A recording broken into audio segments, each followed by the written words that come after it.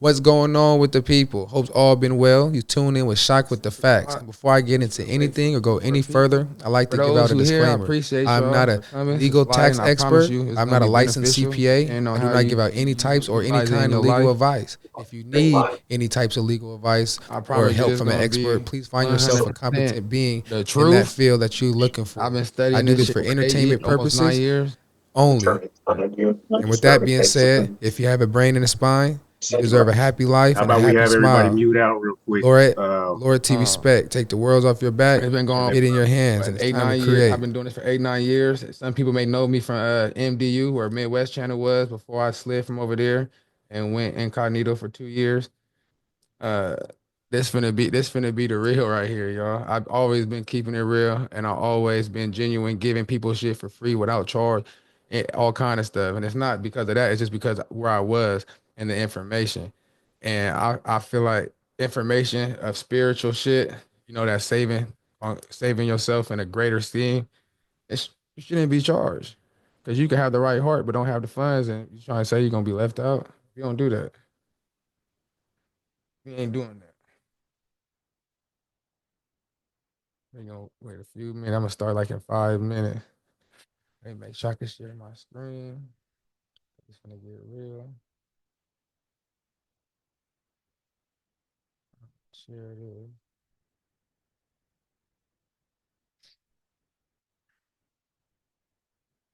And y'all can see my screen basically. PowerPoint.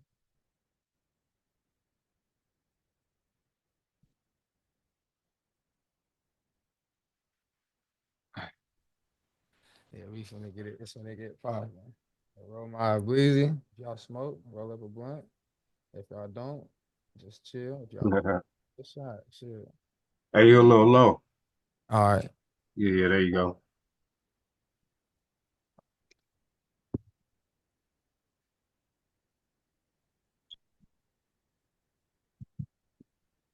Hope everybody been good today. You know what I'm saying? Every day is a new day. Some people say same shit, different day, but it's a different set of choices. You make the same choice to make your day to be the same shit.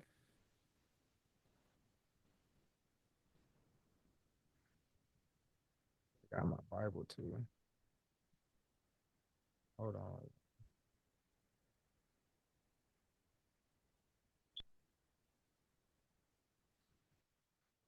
It been like about 2 years, y'all. Y'all don't even know. I got so many videos in my camera and my phone that I was supposed to been help people and do shit, but they say, it's your day, but it may not be your time.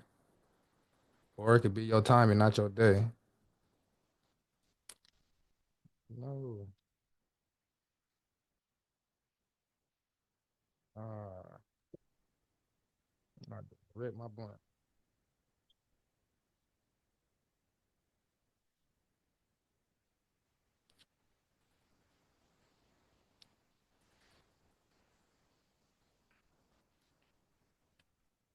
Man, I ain't been on here in such a minute, man. I ain't even been I've been having little meetings with certain individuals, learning. But now it's time to hit the scene. A full circle, y'all.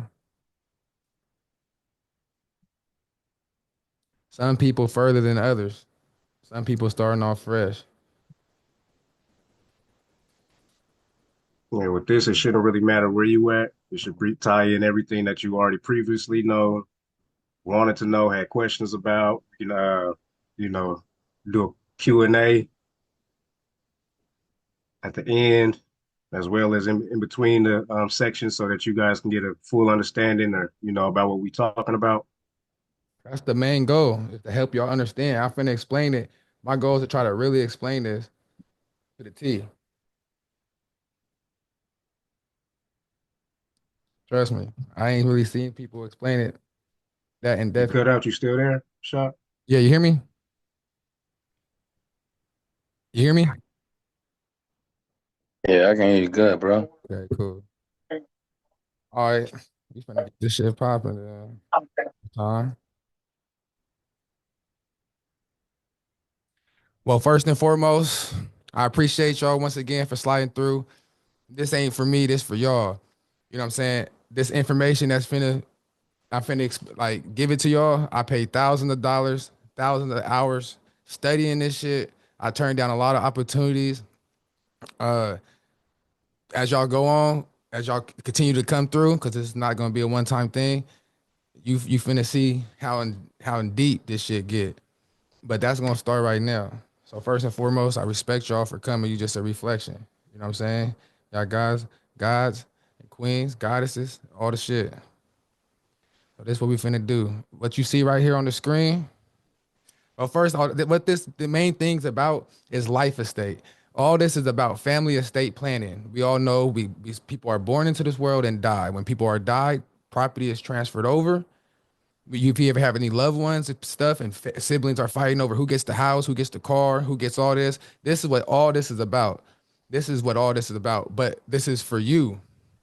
You know what I'm saying? This is gonna come down to revision estate of estate, and I'm finna show y'all how it starts with you and how you have all the power in reality in this universe. How the government would not exist without you. And I'm finna show you that. I'm finna show you that how powerful your spirit is. It's just that we lack the understanding, as the Bible says. We suffer for the lack of understanding, lack of knowledge. So the first trust. So these trusts, everybody, if you don't know about a trust, or I'm pretty sure you may have heard about a trust. It's an entity that could be created between three parties. You know what I'm saying? There's a trustee, a grantor, a testor, different wordings, and it's all in a care for the beneficiary. So when we was born, Earth was the asset. All right. When God created the earth, he created the earth, which was the asset. God was the donor. He was the grantor. He established this place for us to, he, see, we didn't, Come on, y'all. Let's mute out real he quick. established this planet for us. But also he told Adam that he's to take care of this planet and to be entrusted to take care and do what's necessary to till the ground, till the earth. And it's for all future generations or beneficiaries. All right. This is the Bible. This is out the Bible. Look it up. Genesis 1:26. So as we grow, we transform through our life positions, and we transfer from children, which we are beneficiaries, and then we go to an adults, which we are trustees to take care of something or someone for the benefit. As we do, if you have children, you're doing things and who's benefiting from your worth ethic. If you have children, you're feeding them, clothing them, housing them, and things of that nature. And when you're elders, most people in society, when you're elders, you get taken care of. So you get taken care of when you're in the world, and then when you're taken out of the world. But as an elder, you have property that you're finna transfer or put up for your beneficiaries, which be your grandchildren, etc. All right. God gave the earth to Adam. Adam gave it to his kids. It all came down to Jesus, who gave it to Peter. In his absence, who passed on the responsibility to me, which would be like the global trustee. Pope Boniface VIII, as you see right here. Pope Boniface VIII, he created a global trustee to pretty much turn all human beings into chattel or cattle, so he could take control of y'all and I at one point. And then you have to understand that there was two Peters in the Bible. One was Simon Peter and the other one was Peter. With that being said, Peter denied Christ 3 times. The scripture says one who denies Christ is not from the Father, being was the fallen angel or Satan. See, when you look at the Vatican has, let me see, if you look at the Vatican, the chair of St. Peter looks like the serpent. The chair of St. Peter is also represents the upside down cross, because how Peter was crucified.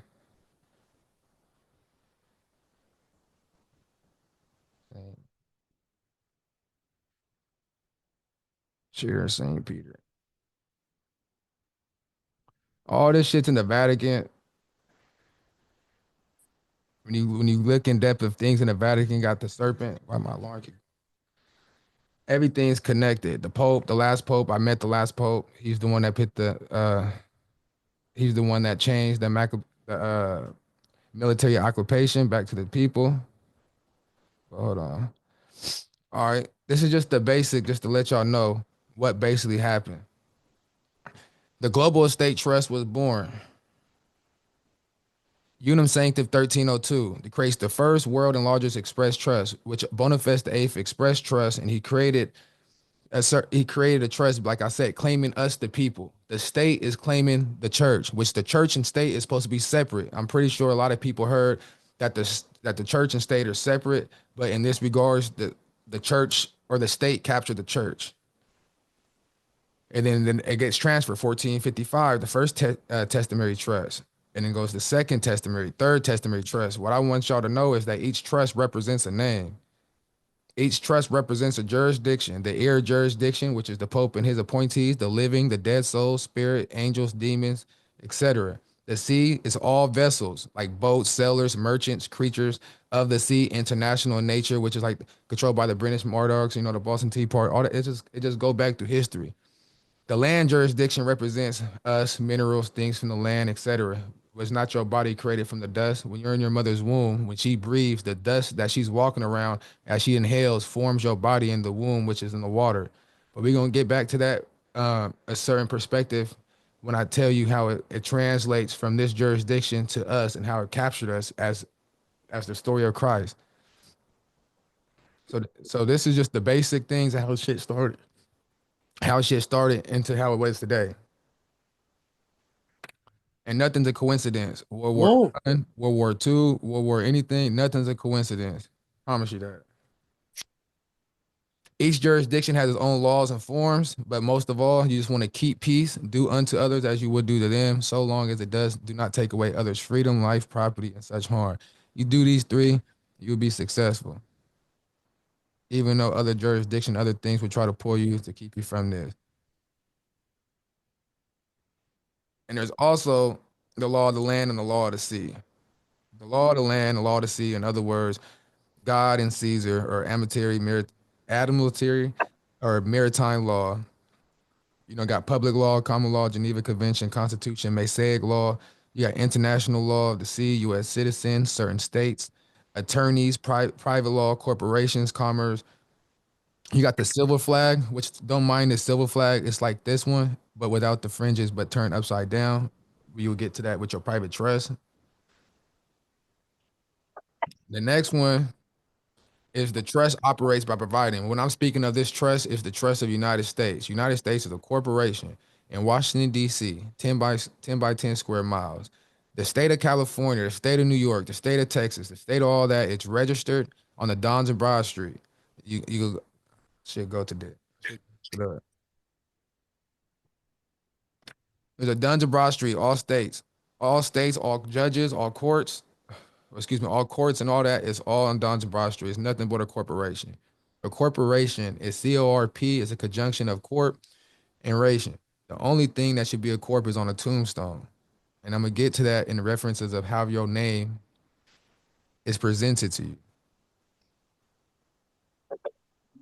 So in there, they operate through the postal service. You cannot kill the messenger. Remember how the messenger, the saying, you cannot kill the messenger. That's because in the midst of war, in the midst of any pandemic, there's always going to be a postman to be able to communicate, to be able to travel. That's a capacity. You can learn to put yourself in a capacity to be a postmaster. Just like you go to Walmart, get fired or quit, and you go to the gas station, you put on a uniform. You have to learn to be able to create situations to put on that uniform or personnel to play. If I write a letter and put a stamp on it and walk to the post office, are you not posting your own mail? Are you not acting in the capacity as a postman? This is under the UPU. We're gonna get to some of this. So they use that legal services standard, which is the bar association, which is used through London, to attack us on the land, treason. They use domestic police, which police are military. They're being trained to police, and the military, the name, because the name that we are using, or most people are using in society, is a military name. We all grew up, and some people grew up in the streets, or some people just grew up and never wanted to tell them, like, don't tell them my government name, because your name is important, and you don't want nobody just to have your real name just in case something happened. That name, which we knew is a government name, is not your name, because you're literally saying it's a government name. So then you have to sit there and think, how can I get my name back? You know what I mean? What's the indifference? Why every time I get pulled over or have to do an application or have to get a job or anything, why do they always ask for my name? Because your name is an image and a reflection and what created their system. It needs power from you. But we're gonna get to that. These little things right here just going through just to brush it up. Way better. This is the article right here from Colonel Edro Manhouse, a legendary power broker, in a private meeting with Woodrow Wilson. Very soon, every American will be required to register their biological property. Biological property is what? Your body, your blood, your body, your vessel. Remember, they're finna do a play. This is one of the greatest plays in American history or in history, period. It's the greatest robbery. And they taking us to jail for robbery and shit. It's the greatest robbery. You and your at the biological property that you and your children in the national system designed to keep track of the people and that will operate under the ancient system of pledging. We all know the ancient system in schools. The Greek, they pledged to this Omega and the Alpha Chi's and all this shit. This is an ancient rituals that they participate in. A lot of people go to school and they want to be part of these little secret societies and pledging and be and they have to get whatever they do to get in them things. You know what I'm saying? That's not a good thing, y'all. It's really for Romans and the empire and shit like that. It ain't really meant for our culture. All right. By such methodology, we can compel people to submit to our agenda, which will affect the security as a chargeback for our fiat paper currency. Every American would be forced to register or suffer being able to work and earn a living. Now, I want y'all to catch that. A lot of people don't be catching when you read it. It said it will affect as a security, as a chargeback for a fiat paper. A fiat paper is the Federal Reserve notes that we do go to work for, we rob each other for, we kill for, do things for. It's a fiat paper that's backed by nothing. In fact, it's backed by you. It's more than anything. It's backed by you. But every American would be forced to register. If you don't register, you will be able to suffer. So meaning if you did this, what I'm trying to teach and people saying is wrong, it's correct to register your name and things of that nature to conduct business and commerce. The thing about it is being the proper owner and do the proper necessary registration to be the owner and the beneficiary of the registration or the name or the estate that's being registered, because the government can't be funded unless there's an account open. That's the whole thing. We're gonna get to that later down the line. And it said there will be our chattels, property, and we will hold the security interest over them forever by operation of the law of merchant under the scheme of secure transaction, and also secure transactions under UCC, I believe 8 or 9 to secure the transaction. Americans, by unknowingly and unwittingly delivering the bills of lading to us, will be rendered bankrupt and insolvent, secured by their pledges. A bill of lading is also the birth certificate. A bill of lading will also be considered a birth certificate, and we're going to get to that through the registration of when you was born and how your mom and pops informed the government with your intangible property, which is your name, and then they gave it to the government and they registered your name as an estate, LLC, etc. And that's how they control interest over you. Meaning they took the K vitamin shot and gave you a shot in your foot and bonded it to the birth certificate, which is your soul, because the soul is the bottom of your foot. That's why they take the shot out the bottom of your foot. It's a soul. It's all methodology and hypothetically speaking, how they utilizing the spiritual principles to what they doing. And then they bond you. And then your first footprint is not on land. Well, it's on land because paper is actually come from the tree, but your first steps is on 2D, which is on paper, not in our reality, but on 2D reality, which that is where Caesar or Satan or whoever you want to call it, evil, darkness, controls the church, because our body is the church. The spirit of Christ, which is say, lays within us. But if we have no control over our body and somebody else does, what does that mean? You know what I mean?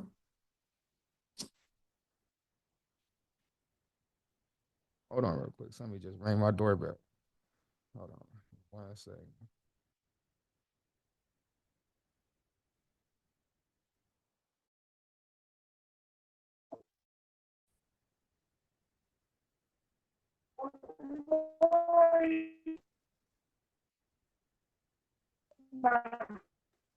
So what you guys think about the information that you're learning so far?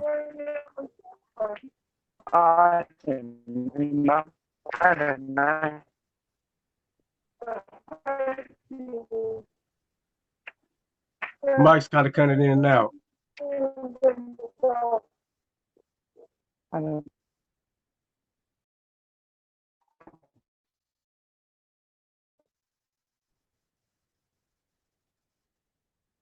Can you hear me, Imperial? Still on?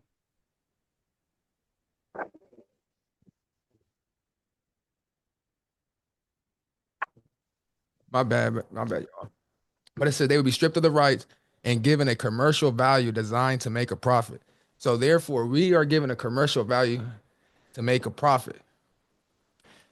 It says, and they will be no wiser, for not one man in a million could ever figure out our plans. And if by accident one or two should figure it out, we have in our arsenal plausible deniability. After all, this is the one logical way to fund the government by floating liens and debt and their registrants in form of benefit and privileges.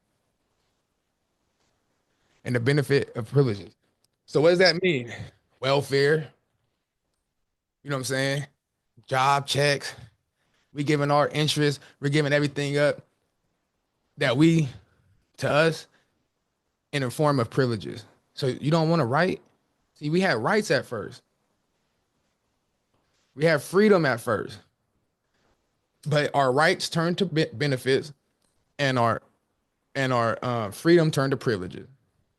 This will inevitably reap us huge profits behind our wildest expectations and leave every American a contributor to this fraud, which we will call it a social insurance, which that's SSA, Social Security Administration, Social Security number, etc. Because once you register your birth certificate, you go to the Social Security Administration to get your Social Security number.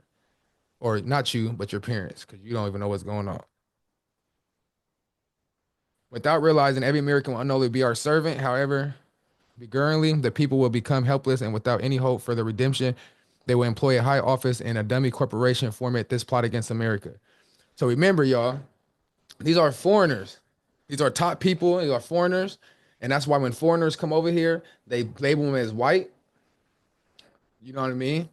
It's a status within the political system. And they come over here and they get $10,000 loans, they get benefits, they get all the crazy shit that regular Americans don't get because this plot is against Americans.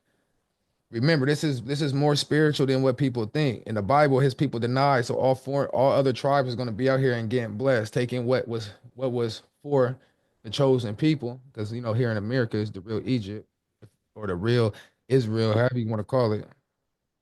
That's another story though for later. All right. Let's see. Why is it like that? Oh, there we go. Now this right here is 18 USC 1342. And before I read this, I'm gonna go down to here. You see how on the left side right here it has all caps, and it has 1 through 26. Over here it got lowercase letters 27 through 52. In the American alphabet, we was told in school that it was 26 letters in the alphabet, but we was also told in school that a person, place, or thing shall be in proper form. In proper form.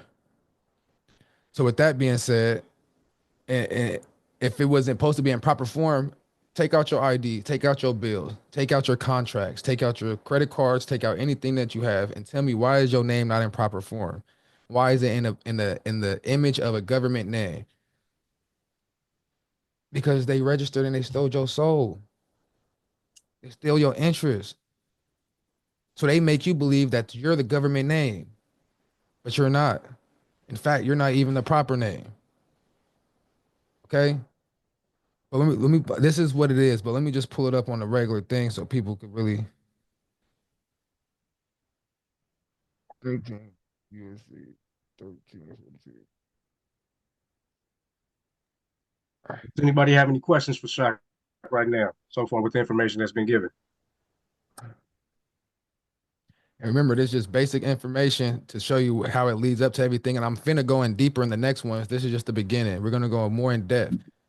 This is a rundown. What's happening, KJ? I see you. Yeah, I had a question. Huh? So all I'm familiar with is like the Bible I was brought up on like in church. So outside of that, what like books do you recommend?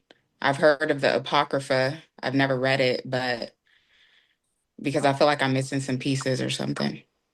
There's other books. I got the holy tablets and other things that I could put in the because at the end of I'm gonna have a free folder with so much information and books and everything that people can study and do things on their own as well.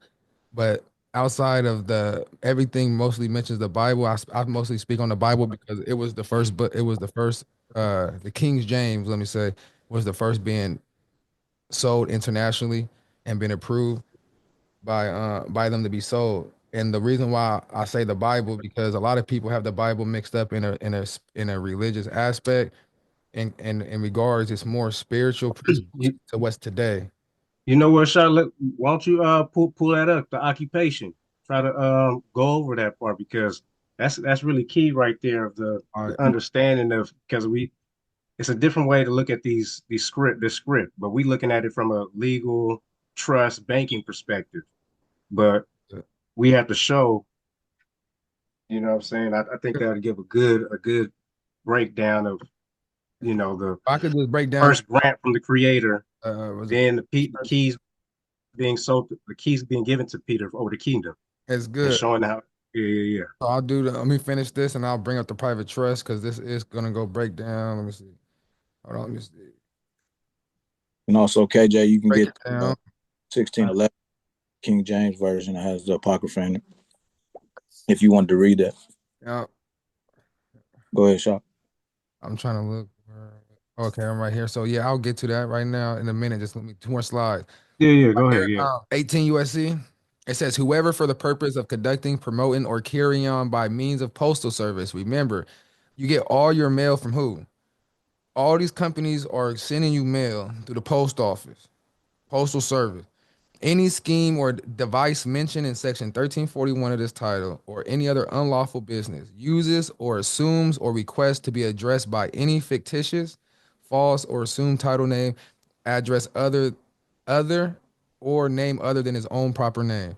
So let me tell you, everybody who's conducting business in LLCs, everybody who's conducting any business other than its own proper name is really committing fraud under this code right here, 18 US, and it's statutory 62 statutory, which that's by Congress. So when you understand what the name is, and the name is actually a business, and it's actually an assumed fictitious name of a false reality of who you are, you understand that there's a way and remedy to every aspect in life just by this right here. Assume name or title, address other than his own proper name, or takes, even if you take or receive receive from any post office or authorized depository of mail matter, any letter, postal card, package, or other mail matter addressed to any such fictitious, false, or assumed title name or address, even if the address is false, or name other than his own proper name shall be fined under this or in prison no more than 5 years or both. So that is a strong hold right there if y'all understand the basics of the name of having the name in all capital letters to having your name in proper form. Because if my name is improper and I be like John Doe, but your name is John Henry Doe, who's John Doe? John Doe ain't you. You know what I'm saying? These are fictitious names. They're basically stealing your image and your likeness to grasp your energy. It's an energy to get your current, which a current translates to currency, to where you're working, giving up your time and energy to receive a currency. In exchange, you're finna go ahead and put your hard work, money, and energy you work for, and you're finna go ahead and pay for something that's fraud in the first place. It's crazy. It's really crazy. And it's the law. Like I said, I'm showing y'all to this right now. And what? And you go down, and they go to 3 clowns. The John Doe, which is your shadow, straw man, grantor, debtor, or your hell. Or your hell, right? Let me make sure. Is my camera still on? Yeah, we can see you. Okay. That's the all cap. Is the all cap. Is your hell. The all cap, what brings hell to you. Being a debtor, what brings hell to you. You know, when the creditors, when the creditors start calling you and they saying you owe some money and you're stressing, you don't know how to pay, when you don't know how to do this and that, that's what hell is. They're because you're using the image of the government, Caesar. Give Caesar what to Caesar's and give God's what to God's. See, that's why God didn't pay a tax, but they try to entrap him. John Doe, upper proper name is giving name to do business. Remember, you're a trustee. According to the original grant, you're a trustee, grantee, and beneficiary. You know what I'm saying? Of the original grant that we're gonna go over. That's your Jesus. The birth certificate in proper form is your Jesus. That's the one, the sacrificial lamb that's gonna be sacrificed and transferred and conveyed. Good looking. Yeah, they be transferring and conveyed. Last first, though John is the father where the name derived from, is the original creditor or lender, meaning that is the original where you came from, rather man or woman. You came from a father. Everybody has a father. Even if you was a sperm donor and you received the child, that child still has a father. It still came from somewhere. So remember that. That's why when you go to prison, military, they always use your last name. They always use the last name. All right.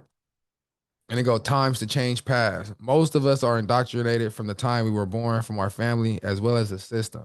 One must become aware of the one's life purpose. We all was interested to inherit the earth as mankind.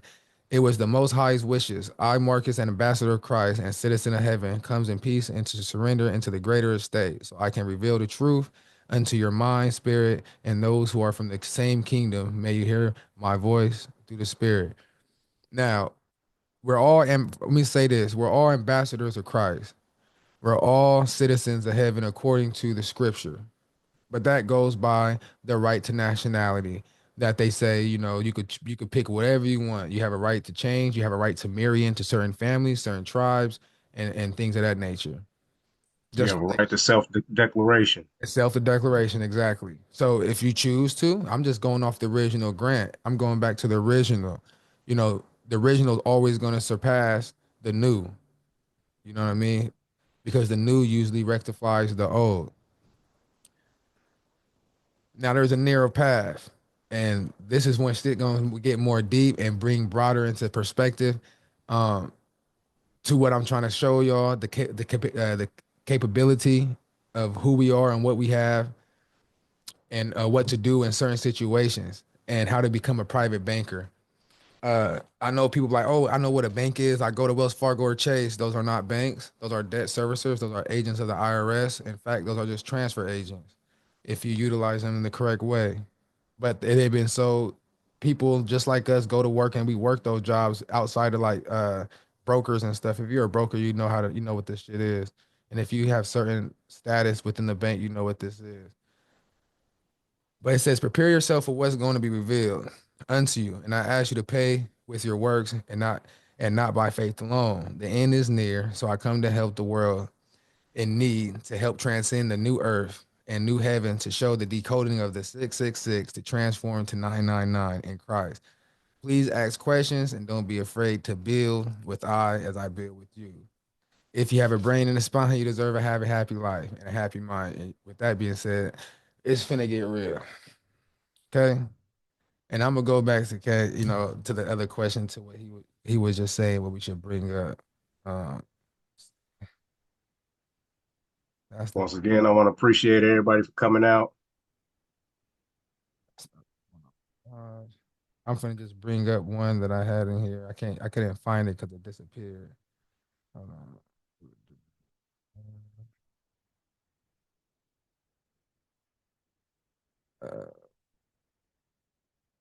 Let me see.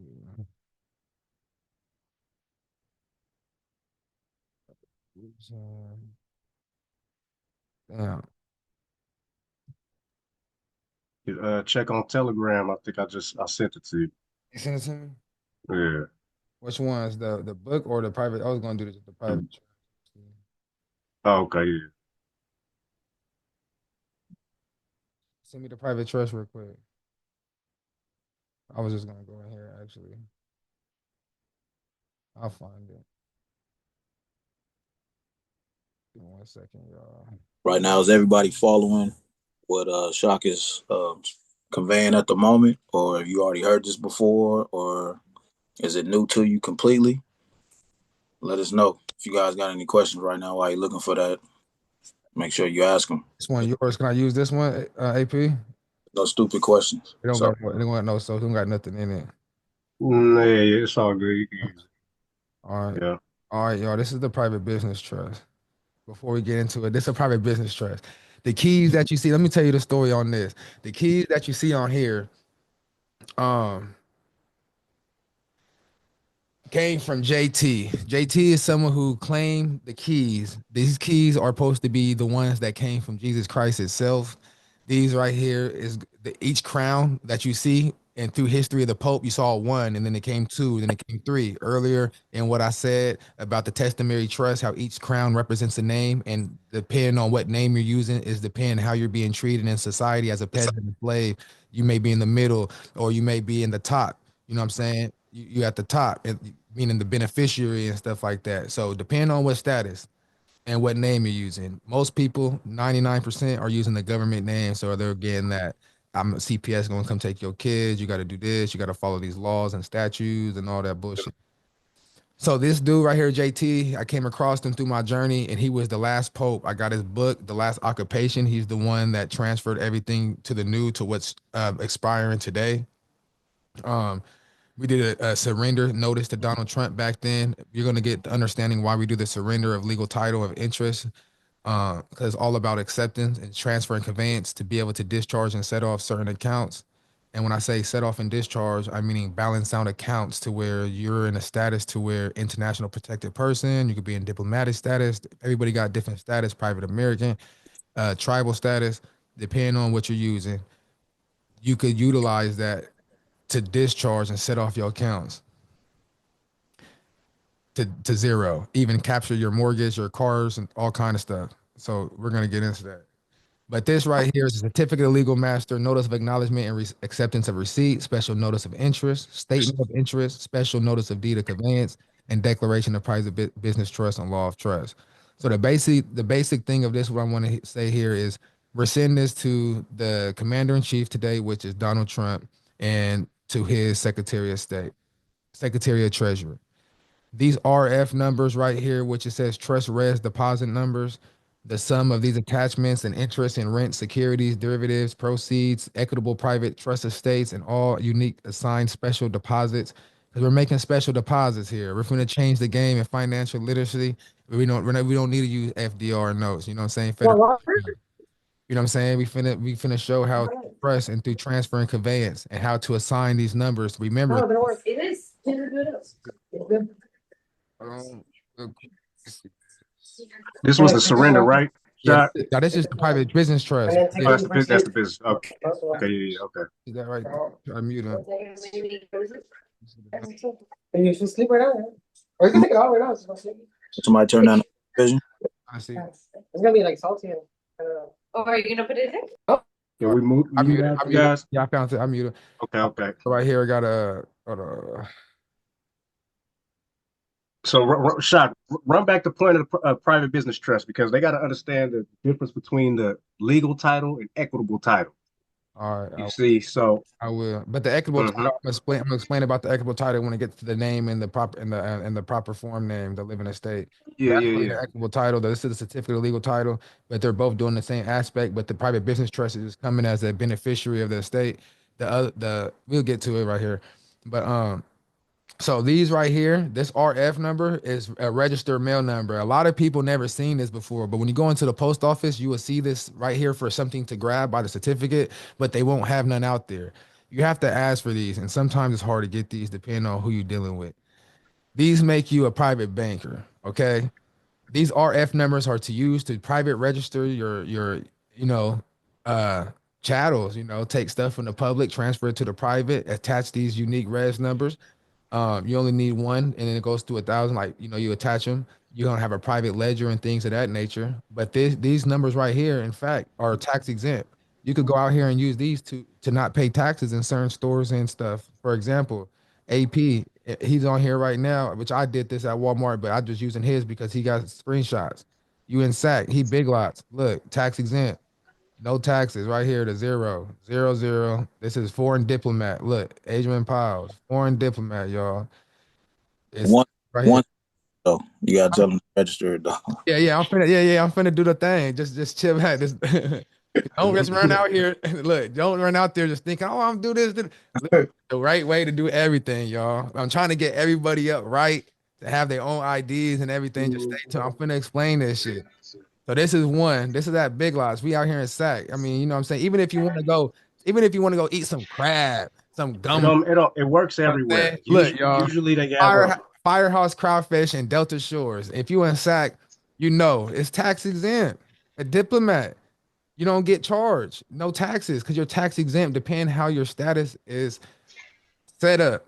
Everybody's not like this because how they're set up. All right. Every trust is different. But these right here, this right here are exempt. These are exemptions, and these are private account numbers that you're setting up your own account and you're funding your own account pre 1933. You cannot do this unless you're pre 1933 because after 1933 in March, they filed for bankruptcy. All people was returned to bring the gold, etc., in there. And that's how they brought in the system of the birth certificates, etc., to be able to transfer and capture us, capture the church. All right. But this right here is a way to be private registered through the UPU, which we just saw earlier. The post office is being used as a service under their trust indenture. So the post office under the UPU, we're going to do another seminar just on the post office because there's so much and how to use your IDs. You can make your own ID. I'm not making IDs under me, y'all. I'm not doing what everybody else doing. My goal is to set this up, get enough funds to create this, and y'all can have your own IDs with your own seals and your own shit. I'm not being responsible for nobody. I don't want nobody under me. I'm not gonna sell them for $700. No bullshit. I don't give a fuck. I'll tell you to set up your trust, and you could use it right here. Some people requires an ID so they could sign up a little thing, and they give you a little card. Some companies want a physical ID. They'll give you a little card, and every time you go, you just show your card, and you won't have to pay taxes and stuff. But you can use it at foods. You see gumbo places, firehouse, all kind of shit. Excuse me, Shock. May I add that once you use these, they don't tell you, but you would use this over certified mail. You would never use certified mail again, which is the green and white stickers. You don't certified. You would use those because that is backed by the Postal Service. So I'll just give you something right now. If they were post office. Sorry. If they were to lose something, they would have to pay you $50,000 insurance for insurance because once that is certified, once that is used at the post office, they have to ask a certain amount of money that you would put down as insurance, and they take that specific piece of mail and they have to put it inside of a private box on their traveling utilities, and they have to hand give it to whoever that you're sending it to. So if I was the trash man and Imperial was the mailman and he handed it to me, the trash man, I will have to sign it. Correct. And then once I get it and I give it to whoever, they have to sign it. It's hot potato. Like, you're responsible. If you touch it, you have to sign it. It's a record, lock and box, hot potato.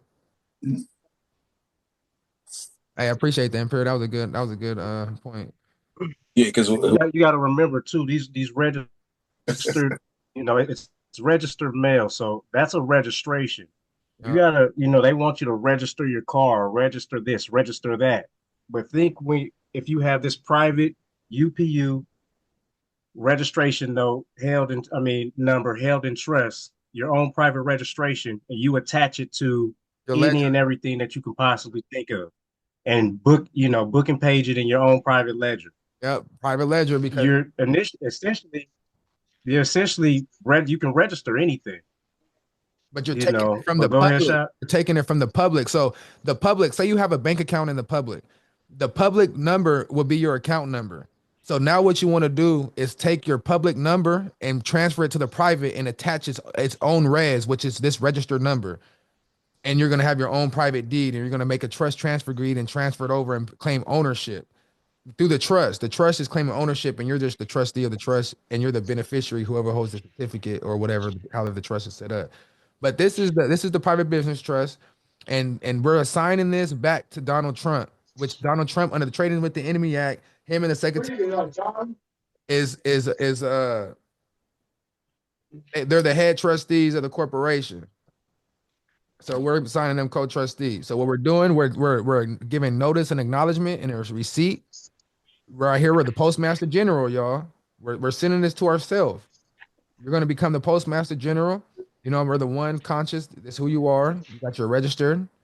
Let it be known worldwide. You know what I'm saying? It's basically the deed acknowledgement. You're creating your own deed and stuff like this. You have two witnesses. Special notice of interest. You're given an interest as a grantee living man of the special deposit and the numbers because you're going to be using these to your attachments to your non-negotiable assets when you transfer the property to your grant to your deed. I'm gonna show y'all and I'm gonna show y'all example of the deed and stuff like that, attachments and stuff like etc. You want to put your notice of interest of trustee, notice of conveyance, deed of conveyance because you're conveying the property, etc. And it just basically give you the declaration of the business trust, notice and claims. You're getting all the y'all read through it when y'all get y'all stuff. But this is an estate. You're basically transferring the all caps, the birth certificate. This is all over a birth certificate, y'all. That the birth certificate is a title and deed to you. Anybody has a car, anybody has a house, anybody has some type of deed or title. Look at your title. It gives you a description of the property. If you look at your birth certificate or certificate of live birth, it's giving you a description of what you're the real property. So when they turned you into a corporation, the birth certificate is a security and it's being backed by you, the surety, or you know what I'm saying, and by surety. All right, so this is the private business trust, and it's basically saying you how everything's set up. You know what I'm saying? Trustees, indenture claim, conveyance claims, corporate soul, etc. Rest advantage right here for Hey, that was the part. Okay. That was the part. The other one is in the notice of claim. Hold on, let me see. really need to take care of the ball. It's been a problem for Stop. those. Can you mute that iPhone? I got you. I thought that was in that one. Let me see. Notice of claim, official surrender.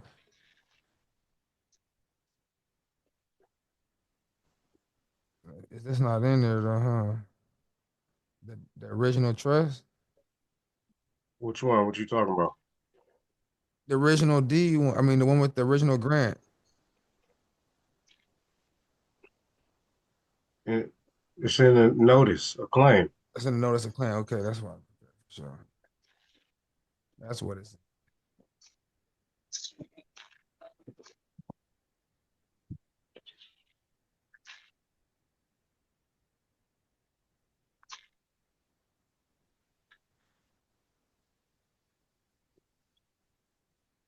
That's the attribute.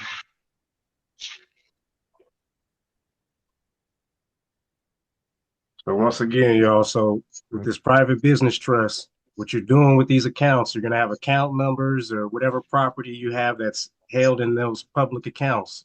And you're using this private business trust to be able to assign those private res numbers under the UPU and to make an attachment in private trust to bring that asset or that property into the private so that you can then transfer it again to via trust transfer deed to another trust or 508 or whatever, however you operate it. But this is a way or a mechanism that we can pull those assets from the private or from the public to the private. So this is the description. This is the original grant trust. So this goes back to that question that you had a minute ago. So this is basically what we're doing And I was saying we're using the Bible just as an international, because that's the commerce. That's why you get the Bible in prison and hotels. No matter where you go in business, they always gonna have a Bible or there to offer, because they always got to give us people in this world, which is a game. We're playing in the matrix. A key. You always have a right The to the game. uh, maybe let's say it like this: the Bible is the trust indenture for this corporation of the United States. Facts. Okay. So Exactly. they use the Bible specifically. You know, when you look at ecclesiastical law, you know, the canon laws, all that Vatican and Rome shit, and you know all of that.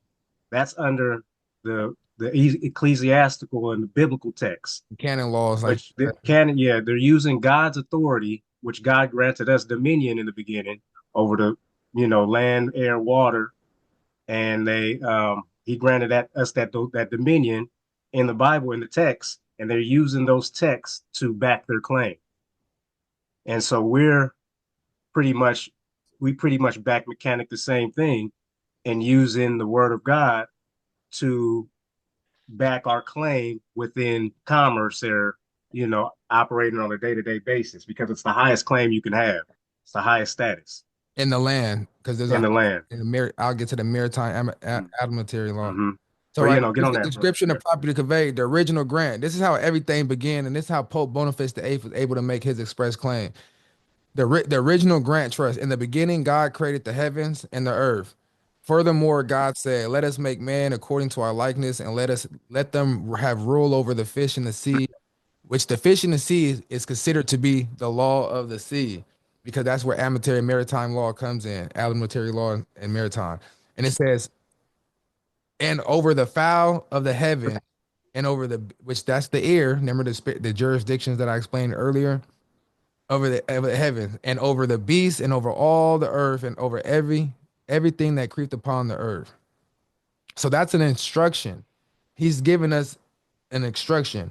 And it said, they wrote, "The earth is the Lord's, and all therein is the world, and there that dwells in it." That's Psalms 24:1. "For he founded it upon the seas and established it upon the floods.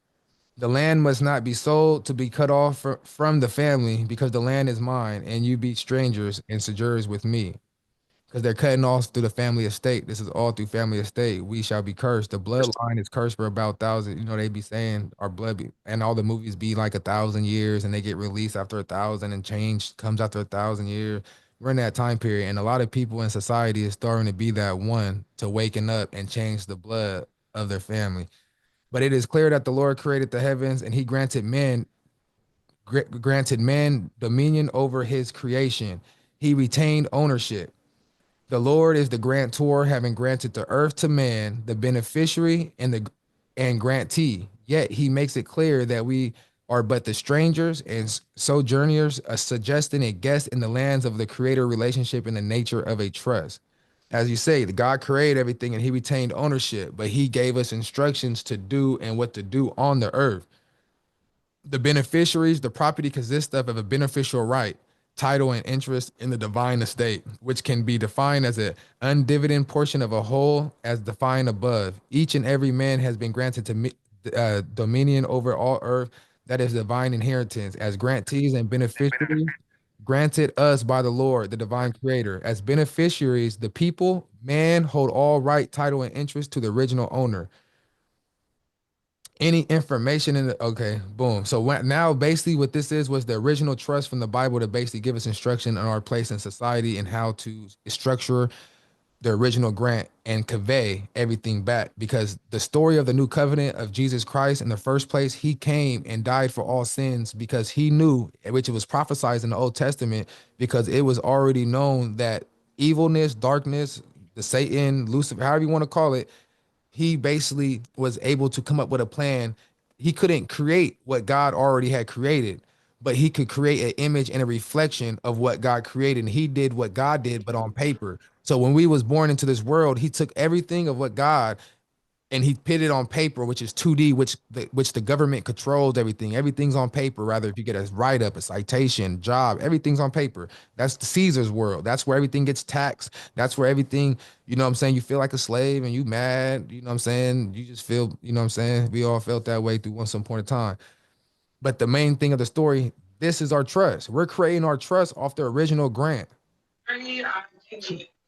You know what I'm saying? We're changing this we're making this over the grant. So we're certificate of beneficial owner. We're creating certain things as grantee.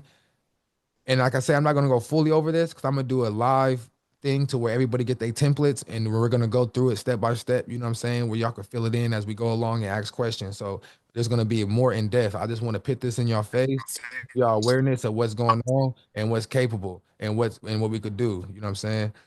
So but this was from the last pope. I got his autograph. I met the man in Virginia. He's a good dude. He died, you know what I'm saying, on the blood moon.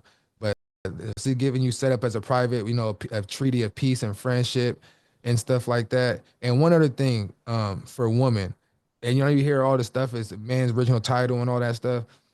You still could do all this, but remember, regardless of the estate is owned by the fathers and everything before you. So even if you do this, you're tapping in to your grandfather. It don't even matter. You see what I'm saying? Rather, even if a man, as I, was to do this, I'm still tapping into another father before me. So no matter what, rather if you're a man or a woman, we're still gonna be tapping into a masculine figure in a sense of what it is. Just that's just how society and the biological things of society work, even with just the body. So it all goes back to just claiming your estate. Regardless, be that person that could be unique and to be blessed to basically bring your family back to the forefront and not be peasants and not in society to where you have to worry about anything. So this is basically what this is, the business trust. You're acknowledging and accepting the original trust. In the beginning, God created the heavens and all that. God identified man as the grantee beneficiary, the stewards, protectors over his kingdom. He expressed the conditions and the position. So this is basically the terms of the trust. It's telling you who the trustees are and stuff like that. You know what I mean? So basically, if you don't mind me adding, Shock, Yeah, this is an acceptance and acknowledgement of the original grant or instructions from the Creator to exactly. us, man and woman, that we were supposed to follow. Exactly. Exactly. Um, but I say that because just like our assets, why we having the problems today and why we're struggling, Yeah. in finances and stuff is because we haven't claimed our estate or what's due to us, right? Absolutely. And if you never accept or acknowledge your role or that's been given to you, how can you expect to benefit from it? You know Absolutely. what I'm saying? So I Well, just want to mention that it's very key that the reason why we're creating this trust is because we want to put publicly that we're accepting or have or not a document held private that absolutely. of our acceptance of that original grant from God Absolutely. as ambassadors of God in the kingdom of heaven. And not only that, but when the Bible and Jesus structure give what God's under God and Caesar's under Caesar, once you do the acceptance and transfer what was from Caesar's and quit claim it or transfer it through certificate of legal title through acceptance to the private, now you're under God. So now you have to give an acceptance. And like if I was to give you a gift, you would have to accept the acknowledgement that you accepted it or it's unaccepted. So you have to give some acknowledgement. But right here through the factual background, it tells you everything the United States, the jurisdictions under the FDR broker, they surrender treaty of the economic war of New Deal of 1933, which I mentioned everybody filed for bankruptcy and we was going under what I spoke on with the private broker Emmanuel, where they had to do the pledge our biological selves as property, etc. So this was the whole plan. And what we're doing is accepting everything and accepting beneficial interest and equitable title. And we're assigning legal title, which legal title will give them uh right like the obligation to settle the accounts and things of that nature because they have the legal rights to do so. So we accept the equitable rights and interests of the contract and we're giving them legal liability. We're pretty much assigning them as fiduciary. And this goes under the Hagues Act. Like I said, we're gonna go over this and do another thing we're gonna do it specifically one day, private business trust, and everybody we're gonna do it like that, like you know what I mean, for everybody to get right. Um, so this is this one. Let me see that. Let me just go on right here. Hold on, that was the notice of claim. I showed y'all the business trust. I wanted this the business trust. Oh, that's the official surrender. So we're gonna do an official surrender to Donald Trump because he's back in office. which I did this prior to. The dude died, so I'm redoing it for the people and doing our own things. And when you see the crowns are not gonna be there anymore. The keys, because we don't have that right to claim it, because that is actually a claim from the Vatican, which he did. What I'm gonna do is use my finger, which is my thumbprint, which is your seal, the seal of your body and your temple that's unique to you. And this is the body of my church. So I'm an ambassador of Christ. So I'm gonna have my registered number, which the seal is gonna be registered through the trust, have a deed to it, and put the seal of, the living estate and put my thumbprint, and I'm gonna use that as my administration of my body. But we'll get to that in the future when we do other videos. But this is basically the official surrender. We're giving notice to everything that we did, the certified, the trust indenture, the notice of claim. And the reason why we're giving notice to Donald Trump and the notice of claim here is because, let me show you. We're going to go to, I'm just going to basically just type this. It's just this simple to really do research. It's really not hard to do research. Enemy Act. Trading with the Enemy Acts, we're going to get to this. 50 USC. It's not that hard. You feel me? So we're gonna get to this. So the main thing of the military and the military occupation after they went bankrupt and they put us in a state of emergency. Has anybody noticed that we always been in a state of war or a pandemic, rather it's World War I, World War II, which is the Civil War, which is the Spanish flu, the pandemic. We even had war on drugs. We can't even fight a country. We declaring a national emergency and war on drugs that can't even fight back. So they always put in a state of emergency because by law they have to be in a state of emergency to be able to have that military occupation, to be able to have that superior status and keep us in a slave mentality under the 14th Amendment. So basically what this is, you look, this basically you want to give notice of claim. What we're doing under the IPP is called internationally protected person. An internationally protected person is giving notice and the licenses to an enemy or ally because they got us as an enemy of the state because we're using the government name under military occupation and we're committing crime just by having Federal Reserve money, using money that's not backed by nothing, that's not of from God. So it's basically, if you read through this, which we'll do, I'll have another video, just watch my Instagram. I'll start busting shit down. And I'm gonna start going over this. And it's basically the private business trust, the notice of claim, the official surrender, and things of that nature. This is part of the Trading with the Enemy Act to give you the internationally protected person.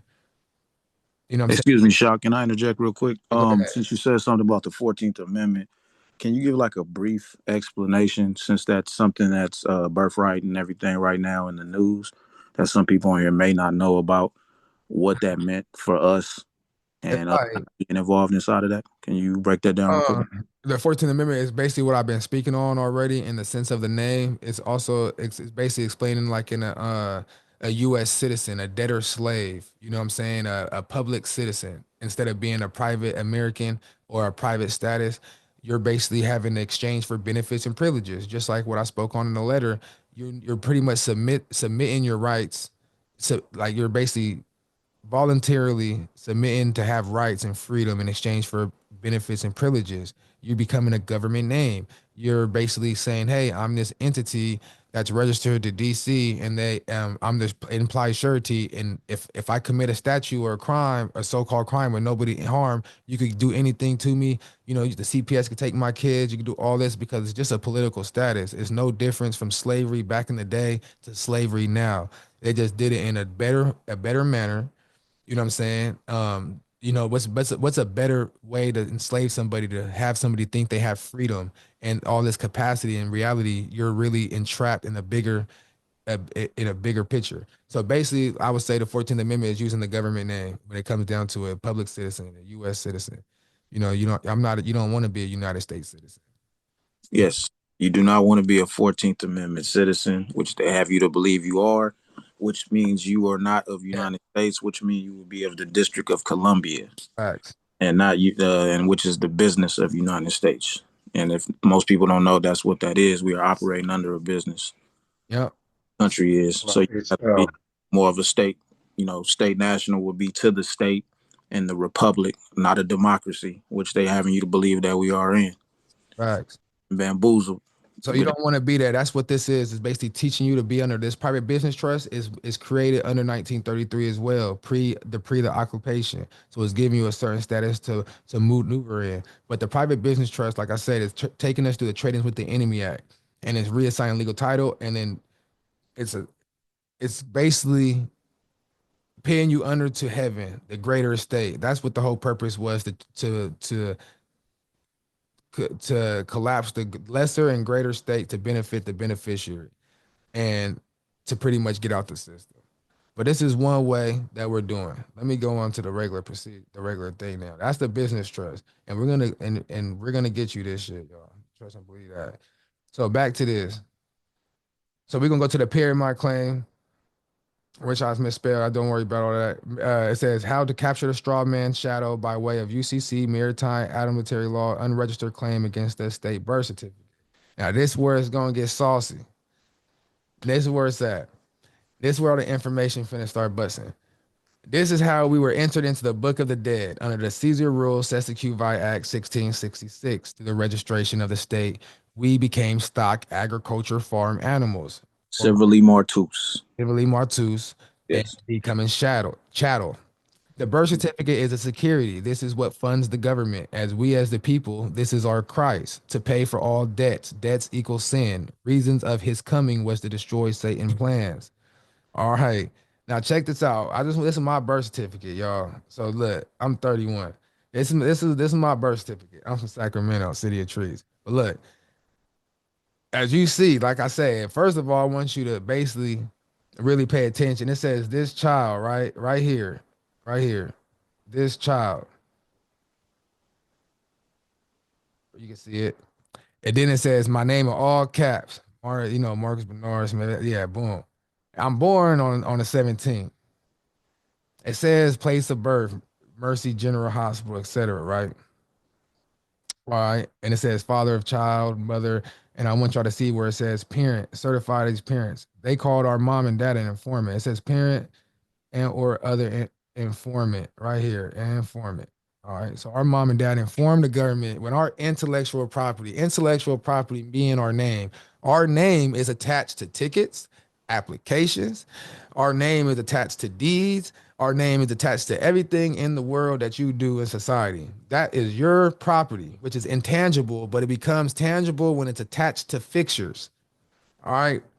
So you have rights and interests to your name. And that's why the government is having you use their name so they could get all the interest because they assign and they flip the script on you because you're using their name like we're leasing it, leasee and leaser. But in reality, we're the holders in due course. They gave us the birth certificate. So we're holding in due course, which gives us rights and beneficiary interest or implied surety. They therefore go ahead and convey this certificate. This certificate is property. This certificate is getting traded on the market. They changed it up, but on Fidelity, you can look this shit up. Like we used to do this back in the day. Find it. You got trademark symbols, see all corporations and all the shit. You know what I'm saying? I can show you social, but I ain't finna throw. I might have to throw some random socials out there. But tell them to look at the date when it was registered. And then look. So now you see this. It says hospital. The doctor or whatever on Coloma Road Rancho. That's the doctor.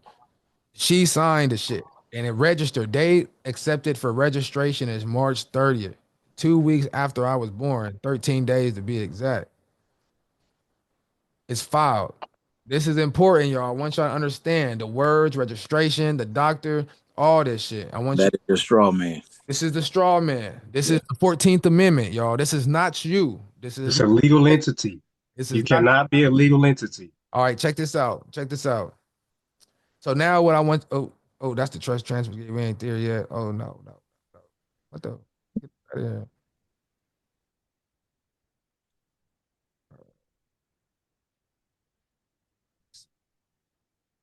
What the hell? This meeting is being transcribed. Okay. All right, boom. Get up out of here. That's not that. So what I'm finna do right here. This one I put it in here already. Let me see. Oh, and notice how it says one of two right there, y'all, too. Hold on. At the bottom. Oh, yeah. Because that was the first page of 2 pages. So this was my original birth certificate, and this is before I did my name correction. I'm gonna get to this, but just point out the child, the all caps, and the hospital and the registration date, and remember that your moms and dad was the first people who told on you, right? So you got anything if you complain about anybody telling on you in the streets, if you talk about and this and that, and you trying to check them, you better check your mom and pops. Like, hey, y'all informed the government with my information, y'all out of pocket, y'all didn't know, but I just want to let y'all know that there was a way that you know what I'm saying, do the woo wop, but they the first ones to told. So don't get mad at nobody else who told on you. Mamas. So check this out. I mean, where is it at? The UC. Is this it? Right here. UCC. I think this is it. Yeah, this is. So I want people to see this right here. This is a financial statement. The state of Maryland. This is a commercial lien. A commercial lien. This ain't no regular UCC one. You know what I'm saying? Those who've been in the game and found this is homemade. This is as homemade as it get. You know what I'm saying? This is from Unc, one of the best people I've mentored that got me on the right path. And this is the Maritime. It's the Paramount claim. The superior bona fide lien. This is bigger than anything that you could do in the law of the sea. All right, we ain't talking about the land or trust or whatever. We talk about the law of the sea. So we got this is my original one. So we get the all cap. The first debtor is the all caps, which is the decedent estate, because the name has no soul. The birth certificate has no soul. It's using you to act in its way. It needs you, a living being, to sign on behalf of it, act on behalf of it. You know what I'm saying? When you use that as a secondary thing, are you still a baby?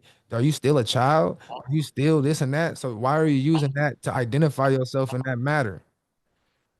But anyway, this is we're putting a lien on it. This is a commercial lien, which is a financial statement to give the public notice that you have security interest into some property.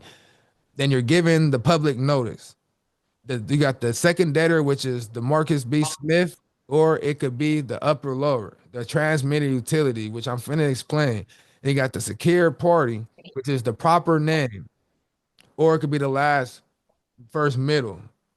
Okay, because each one represents the state, each crown. Remember, I told y'all when you look at the popes, that little crown, each one represents a state. This is one, two, three, one, two, three. All right, I want y'all to notice right here where it says this financial statement covers the following types. The debtor is a commercial registry. You know what I'm saying? And it says preferred stock. It's a birth certificate.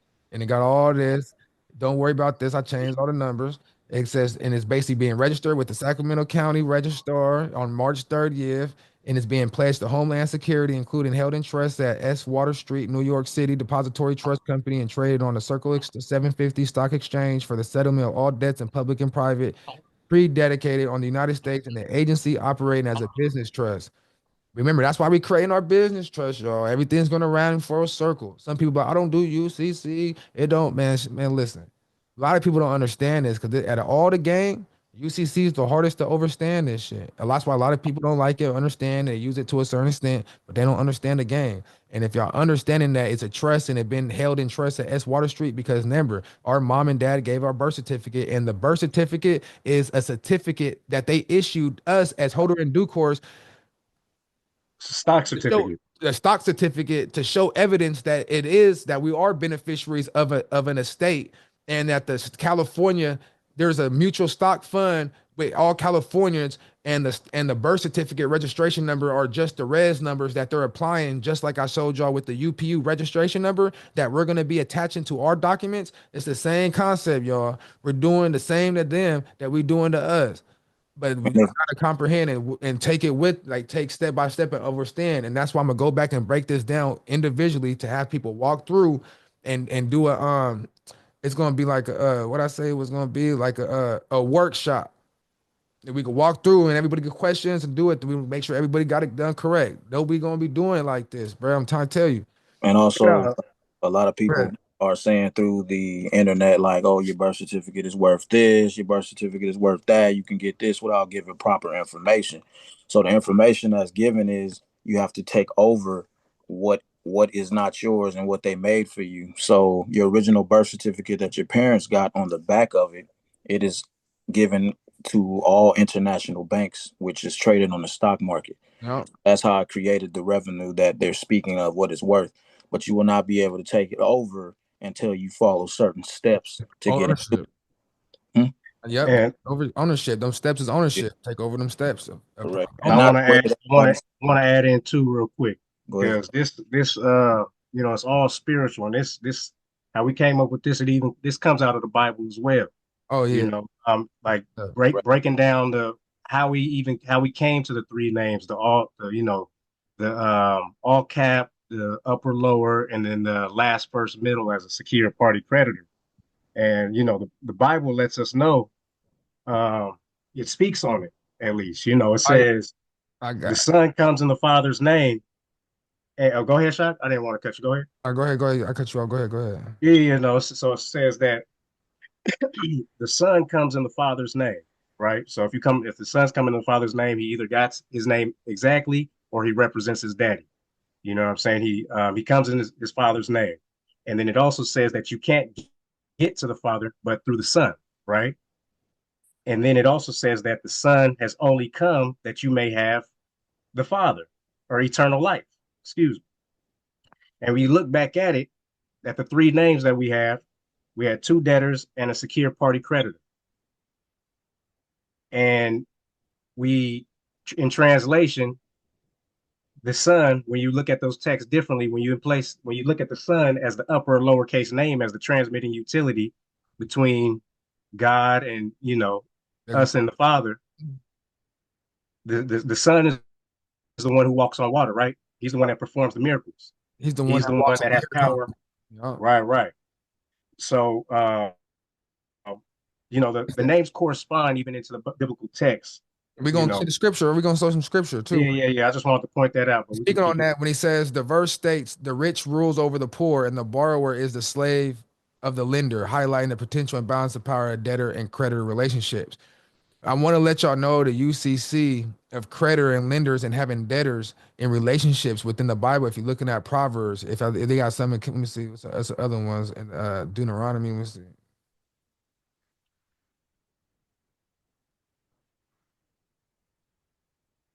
Let me see. The Bible discusses lending and borrowing, probably caution against the power dynamics of potential expiration. But even when you look at these things, the potential of debt to create a power imbalance where the borrower becomes subservient to the lender. Jesus instructs, give to everyone who asks you, and from him who would borrow, you do not turn away. Jesus encouraged lending without expectation and repayment, stating, love your enemies. All this stuff is lending and borrowers. We are talking about creditor and debtor relationship, secure party and debtor relationship, y'all. When people are calling y'all phone and y'all owe money, you are in a creditor and later relationship. The Bible said, banking. The Bible says we shall lend to many nations. We shall not be borrowers. So why are we in a borrower position? Why are we going to these debt servicers and requesting loans and we're taking the responsibility to say, hey, I'm a debtor. I'm gonna have to repay you. No, that's not how it go. And that's what this class is about. We're gonna show how to perfect the interest on your securities and promissory notes and all that shit. How to attach the trust, the relationships and all that. This is what this is beginning. And I'm giving it to it all as much as I can, templates, whatever. You just stay tuned. But anyway, this is the second debtor in the secure party. And it says, the state of California, Marcus Bernard, Woody Whoop, the Bernard Smith variation is basically saying this is the collateral. All this box is the collateral that you're claiming. So we're claiming the birth certificate and all that, and basically that is ledged and all that on the stock market, the stock exchange. We're claiming our California ID number because that's one of the main things that they do with the state. We're gonna claim our passport, and we're gonna claim. Hold on, real quick. I'm gonna look at the chat. Hold on, real quick. Yeah, Stephanie. I think that was a minute ago when you was talking about the res number. The res number, you're gonna have to just give it to them, or sometimes I say they might need an ID to give it to you. All right, so let me see. So you're gonna claiming the Social Security's SS5 form, the SS1000 document. We're claiming the SESTQ vibe, pre-trust number, claiming everything. And then these numbers down here, which is made numbers because I did them just for the recording. These numbers right here are going to be used for securitization, which I'm going to show you how to use this financial statement and the insurance and the bonds to be able to create securities. This is going to keep you from being thrown in jail for securities fraud, et cetera, et cetera. Because right here, you have to do a proper contract, a proper acceptance. And we're going to show that in a minute. Mamas. Right, a lot of you. I don't know if y'all been hearing, but there's a lot of people going to jail, and because they've been Yeah. doing their instruments incorrectly, they didn't do their reading and they due diligence. Or even if they did do So the instrument correct, their they proper foundation was not in play because nobody if because when you're doing securities and instruments, you're dealing in international commerce now with it all the don't stocks and shit. it So doesn't make. if Go you ahead. don't have this in play, a commercial lien or some type of lien with this in play, with this bond right here, we're gonna get to it. We're gonna get to it. You know what I'm saying? So that was the UCC, all right, y'all. So this is the UCC. So what we're doing, we're claiming the collateral, all proceeds, and all that transmitted utility held in trust. We're doing all this shit with legal tender for all debts in public and private, all the stuff, right? So this the UCC, and this UCC goes with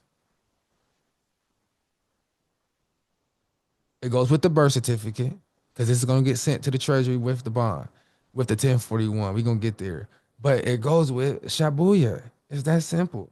The birth certificate and the UCC, you're claiming the certificate, and then this right here, Shabuya, we're gonna call this the Shabuya. You know what I'm saying? Shabuya. So right here, bruh, this is the bond. All right. This is the insurance. This is secure funding. This is a private master discharge indemnity bond, and it shall be entered as an asset in the United States of the United States Department of the Treasury in the amount of $100 billion. Uh-oh. $1 billion. It's the Shabuya. And we can tell you like this, you ain't gonna see nobody else with this right here that's been on the internet. Came from my mentor. Nobody else has had this out here. We've had this. Nobody else has.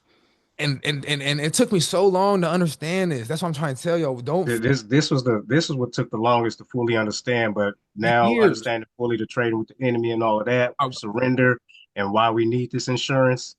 I went to the banks. I used to try to go to car dealerships and perfect interest on purchase orders. This is back in the day, 2017. This before Tamika. This before everybody came out.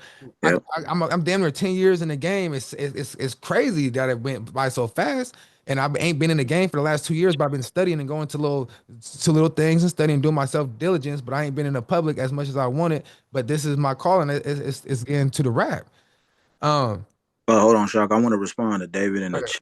He said, when you tell a store that you are tax exempt, what exemption number do you provide them? It's the Is it your number. passport number? So it's two things. So your passport number, you would tell them your name from your passport is your company, and then you would give them your passport number. So that's that's one tax exemption number, and the other one from what he was speaking on the registered number. Once that is registered in the mail, you use it. Yeah, it's gonna come back up. AP, it's gonna come back up, Imperial, with the when we talk about the when we get to the private trust. Okay. Yeah. So we're gonna get that. That's why I didn't really go in detail because it's gonna be more in spoke on it on the private trust part. Go ahead and finish. But I was gonna say about the passport. I mean, you could use the passport, but I don't. Why would you use the passport? That's just gonna be in a system when you could create your own private res to where it's private, where they don't have no record of you. That's the point. Correct. We're trying to get people to use your own shit. The passport is still government. Yeah, you can accept it, put the stamp, transfer it, all that. Yeah, that's cool. And reassign legal title, all that. That's cool. But we trying to create your Use own. different. That's international. Yeah, we trying to create your own shit. Correct. Yeah, we're gonna create your own ID and stuff. When you get your I'll get to that when we get to the thing, y'all. But back to this bond right here. This go with the birth certificate, with the treasury, with the UCC. This go by itself. This with the birth certificate when you send it. So let me tell you how this made. So this number right here is just basically like, when I was born in 93, it's like a checkbook. We creating our own checkbook. You just like a checkbook. Don't worry about these numbers because I'm not even using this bond and all that shit no more. Y'all can use it. So this is the example. So this registered number right here, we're registering a bond. Now it's the registered security through the UPU, y'all. It's a registered security. You send securities and all that through registered mail. We created this bond off your birth certificate because your birth certificate, you have rights and interests into that, and that's the original account. That's the original estate. So off that original estate, the registration number or the year you was born, we're gonna just make our own checkbook. Create your own checkbook. Make it unique to you. Boom, checkbook. This the booyah. You know what I'm saying? And then this the original issue day and all that. Registered. We're appointing registered holder. How is it registered? It's registered because it's registered through the post office. You know what I'm saying? It's registered to the post office. And then, and then when you look through this right here, we're registering who? Fiduciary. Ain't that what everybody talks about? A mirror, uh, damn near I can't even really talk to a lot about, but Amir talks about assigning. You know what I'm saying? Kiki talked about assigning. It's just depend on certain situation when they do assignments through the UCC, but Amir does it through the trust fiduciary. You don't really need to use UCC to that's pre 1933. Remember, y'all, understand when you're doing this shit, what jurisdiction are you coming from, who you dealing with, and what you doing. Some of these procedures, they're all connected as a body, but you're not finna play soccer with your hand. You might have to know how to, okay, I'm in soccer. I got to use my feet and my head. I can't use the other parts because I'm in this jurisdiction. I go to the basketball court. I could use my hands, but I can't use my feet. But I could use my arms and body and box out. So you got to know how to utilize your estate and your family planning when you put your foundation together, how you go about things and how you attack things. That's the main, like you got to understand it. But this bond right here, you got your for offset. Remember, it's for offset. Buy through. This is your private. This is your private offset account number. The private offset account number is the back of your social security, y'all. It's that simple. It's not the front. Remember, we're private. We're using the private. Latravia, can you please mute your phone, please? Or your We're private. And make sure that it still says this is recording, right? yes. Okay. Um, so this is registered, and I wanted you to see this is right here, securitization bond, non-negotiable private bond for set off. It says the name because it's naming your estate. This is your estate funding everything because how they basically took everything from the beginning to fund the government on behalf of you for the people. But they just doing some janky shit right now that we gonna catch their hand in the cookie jar. Just like when Jesus went to the tables and he overturned the tables and he got mad with the house of thieves. That's just a parable of saying, hey, I saw the accounting, I saw the label, I overturned the tables, meaning he overturned their books, meaning coming to his righteous owner, and he got mad because the thieves was in there stealing his rightful interest. His shit. It ain't talk about, oh, I went in there and got mad and turned the fucking bird cages over. No, this is banking here, y'all. The Bible is telling stories of real life and how to utilize your shit. Jesus is you. It's that simple. If I'm telling you, hey, Jesus is you. You the creditor, you bring life, you give life, you could take a life and do it all the shit. The spirit lays in you. So if you get upset because I say, hey, dude, hey, you got the spirit of Christ, or hey, woman, you got the image of Christ, it don't matter. We're all the same from different angles and different lights and different perspectives. And when it all comes back to it, bruh, you just say image of the Father. It's that simple. Right. And it's just the deal. We gotta just it's that simple because this is finna prove. I'm tell you, this is all linked. So and the offset. So your private, I'm gonna show you all the offset number, the back of the social. That's your private offset. So what we're doing, we're registering and we're pretty much giving Janice Yellen holder in due course and registered number. We're giving her the fiduciary duty and appoint her holder in due course, just like how they held us holder in due course with the certificate. We're accepting it. We're sending all this back with a deposit. They say, hey, the government is obligated to discharge or responsible for all public debts. House Joint 190, House, they basically House Joint Resolution 192. We got Senate Doc 43, which I'm gonna show you in here later. All these things point to what I'm doing. Pre 1933, we can't use funds, military occupation. The only way they could do it is through fund and float in liens. Did you just not see the lien, the commercial lien, and now we have a lien and this insurance with the Treasury? We're finna float these motherfucking liens, and then I'm finna show you how to create these securities. We're gonna make securities off this bond. But right here, right In here, fact, go over the bond, bro. They need to read that. I'm about to right now. But first, Okay. before I go over the bond, I want to show them back where that UCC go again, real quick. Hold on, because I wanted to show them. I sent you it on Telegram. Oh, hold on, it's just a fresh one. Oh, the one that's filed with the stamps on it. It don't matter. I just need it. Real quick. Oh, yeah. I just wanted to. No, I need it. Where's that? I just need to show it when you send it to me. In our messages. Yeah, they in there, send there somewhere right there. That's it. Let me see. Oh, right here. Yeah. Oh, check this out, y'all. So I just want y'all to see.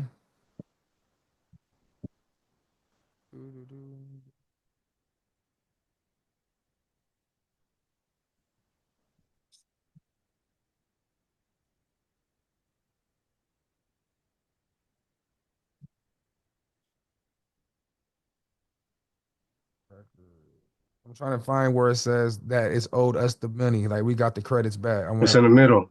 Look by number 7. number 7. Power of attorney, obligator, debtor, indemnity. 6, 7.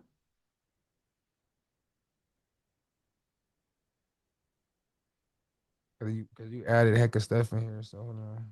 Yeah. Hold on, y'all, cause I wanted to point something out. Really. Hold on. I'm looking at it, but I can't highlight it. Say,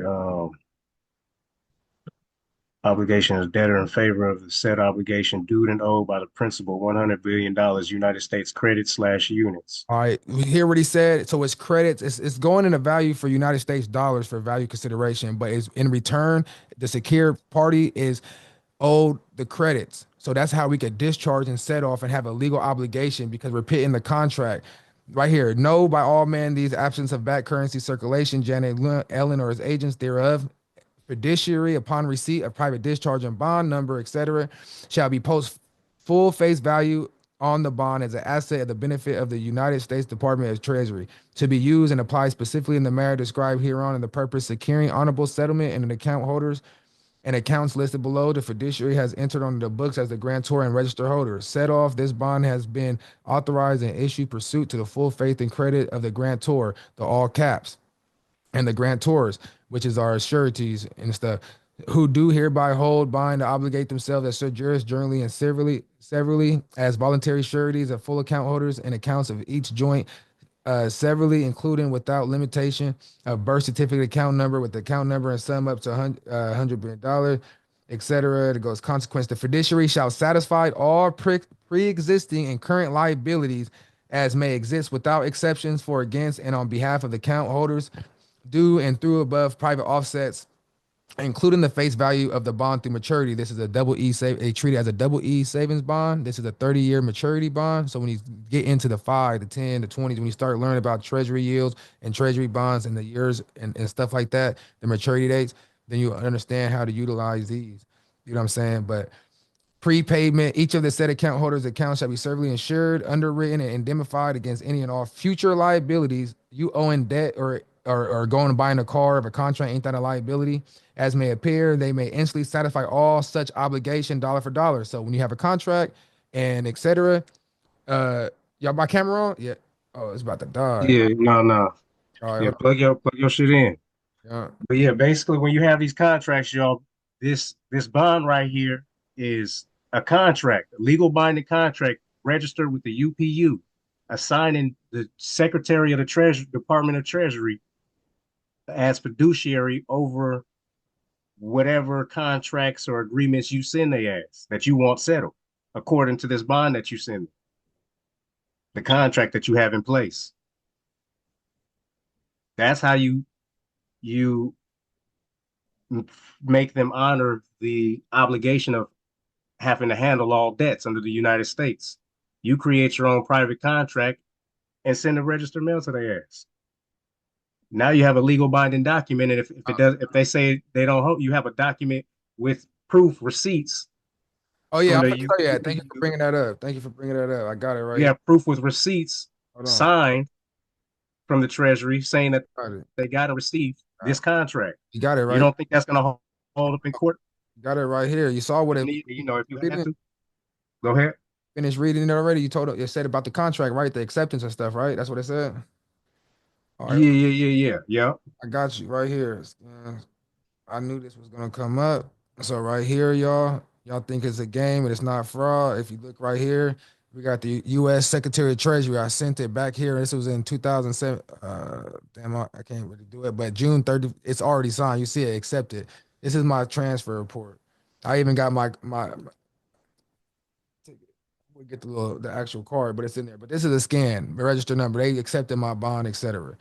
This ain't a damn. Like you send it to the California Secretary. I got mine too right here. Look me up on Maryland. What I'm saying is this is not fraud. So people may say, "Oh, I'm scared. I'm about to go to jail for securities fraud." How can you go to jail when they accepted it? You got green card. You got the evidence. You got a lot of stuff. All right, and then let me see. Where we at? So this is the bond. So this is where everything coming. We're gonna make our securities using this securitization number. We appointed her to fiduciary. You shouldn't have to go to these bank servicers. We should have to go straight to the treasury, dealing with our fiduciary that we appointed or set off and discharge. And I'm gonna show you how we got the routing number, how you create your routing with the treasury, and your securitization. And that's gonna come with the 508 when I bring that up. This is your insurance, y'all. This is your life insurance. Like, that's your insurance. Out of this, you can create your instruments. Yeah, but can't you create money out of this? Yeah, not money, not money, credits or bill of exchange, credits or units. or things of that nature. Because remember, money don't exist. Money is under the military occupation. Federal Reserve notes that makes you an enemy of the state, which sacrifices your under the military. That's what we don't want. We want to start using and moving as a private banker and private person. And that UCC, you want to get it certified from a CPA. And I got an appointment. I'm dealing with a CPA. I'm going to get it certified, and it's going to be certified, which is this is the certifying the state and your birth certificate. So going back to that, what I wanted to show was that's the UCC in that. I did have my power of attorney and the mother freaking. Hold on real quick. Let me try to find it. Because right before this shit started, I had a. And why is this? Shit. Hold on. What are you looking for? It was my power of attorney and security agreement that I just wanted to show. I'm trying to see which one would it be because I got so many damn folders. It's not I got shit. Just throw it. Let me see. I'm just gonna throw a power of attorney. Let me see if I can find anyone. It's not in here. Oh, I got the revocation right here. Hold on, y'all. I just wanted to grab this power of attorney. Revocation. Which one is that one? For power of attorney? No, for the estate. Oh no, it's in one of these. I got it right here somewhere. It's right here. All right, I want to, and then what goes with this is a security agreement. So the security agreement with this is basically you're basically coming up with a security agreement with your estate, with the all caps, the proper name, secured party with the UCC financial statement. You're basically, as a secured party, is coming with a security agreement with the estate, with the birth certificate stock. This is the same information that's in the UCC one, and you're basically coming right here. It's basically indemnity clause. It's basically obligation of the debtor, which the debtor is the all caps. It's perfecting the security interest. It's telling you everything that you need to know to perfect the security interest and know how to deal with society when you're using your transaction. If you got good credit right now and you got car loans and all that, you could use this to perfect and to transfer and to create securities and create through UCC floating liens, because with a floating lien, you got to put some type of lien or value to the property to secure your interest. And that's how you put the lien on them. And you put in a newspaper for notice of lien, then you can execute through the non-response. You know what I'm saying? It's a bunch of numerous ways that you could do this, but sometimes it takes patience. It's about execution. So basically, this is right here is basically giving you the security agreement within the estate to have the rights to do so. You're going to get it notarized, and you're going to get the notary's signature authenticated. You know what I'm saying? And then you're going to get all this shit recorded. That's the security agreement. We're going to go through these docs at another time. I'm just giving you a run around to all this, right? And then you're going to get a power of attorney. The power of attorney is right here. Where is that? Power limit attorney. This basically right here is the you having a power of attorney over the all caps, which is the state or corporate capacity in the LLC format, and you're basically doing it as the upper lower. A secure party is going to have power of attorney over the estate. It's that simple. It's not hard. You know what I'm saying? So boom, you get this. Everybody heard of a power of attorney. You're just giving power to one to another. Right here, a man called Marcus Bernard and properly formed, named Marcus Bernard Smith, the true original indigenous native North American herein, secure party principal creditor as my true and lawful attorney, in fact, for me in my corporate capacity, LLC, placed instead in my personal and commercial use and benefit.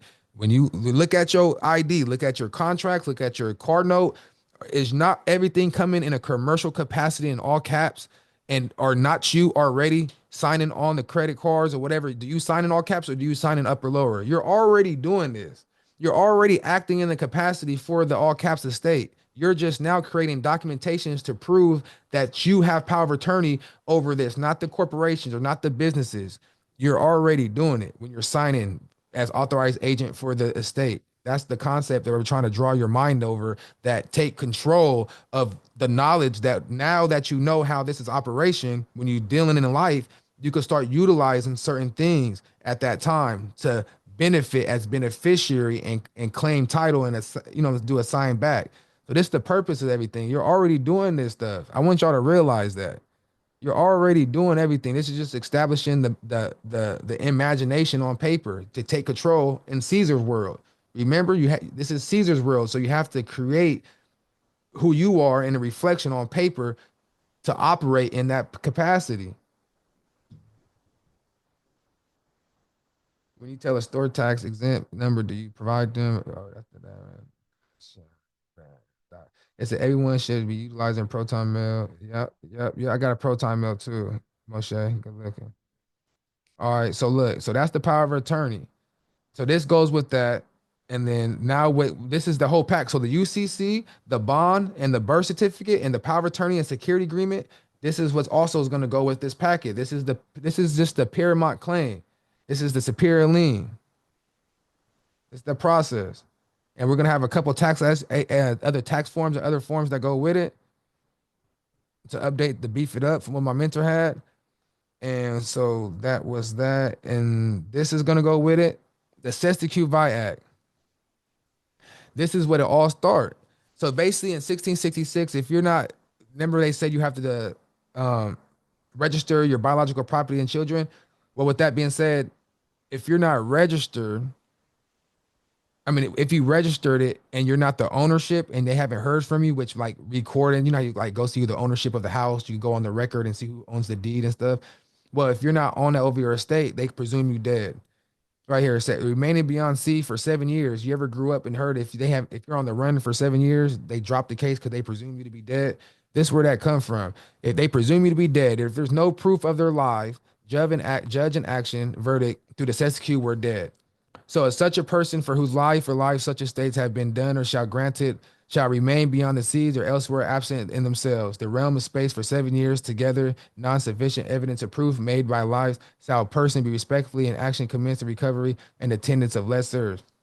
So basically what this is the Crusade Wars, when they used to go out to war and they never came back, they would be presumed dead, and the property that was left behind, they entrusted it with somebody, or if not, that property would basically be theirs. And if they was to come back, they would have to go through a process to get their property back because you was thought to be dead. So I claim rightful ownership over this property.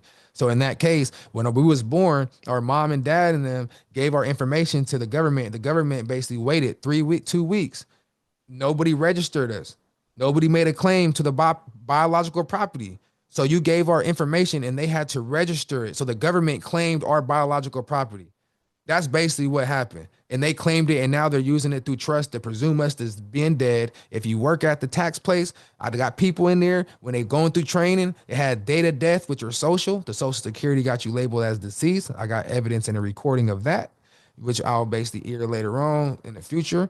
I got recording with the FBI's. I'll record that in the future and later videos. But this is basically what I'm trying to tell you. You're dead in the system. You have to prove your life. You got to prove who you are. You got to prove you got some heart. Feel me?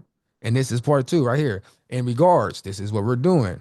If the supposed dead man proved to be alive, then the title reinvested action mean for profits with interest.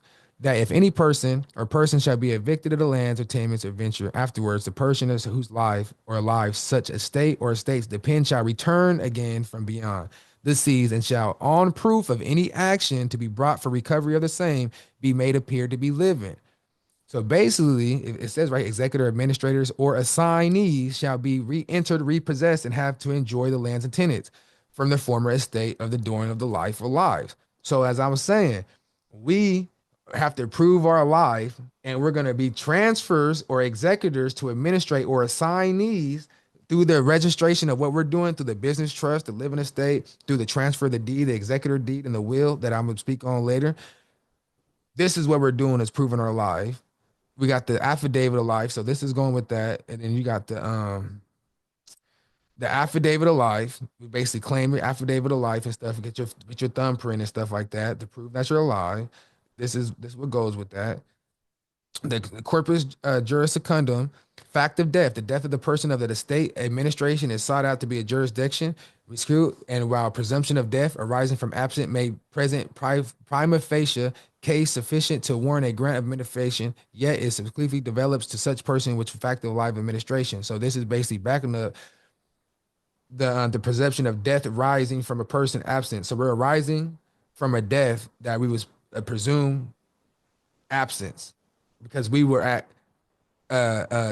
military occupation under the emergency declaration, under the War of the Emergency Act. So they took control and they basically registered us under the state, which is under the dead, under Caesar. It's I hope I'm breaking this down to y'all to a point to where y'all can really understand what I'm saying. You know what I'm saying? So once you prove your death, prove your life, which we're doing, and this is the amatory life claim. We're coming from this perspective right now, from the water. Boom. All right.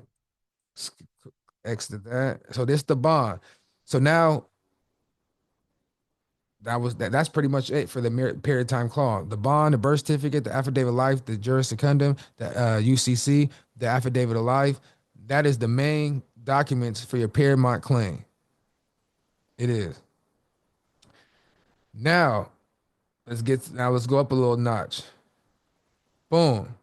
This is good. Now this is going a little better. Revelations 2:17. Proper name is a Godhead. It's a name correction. Stay within your family. Don't leave it or partake in any oaths or other private organizations or masonry. Create your own.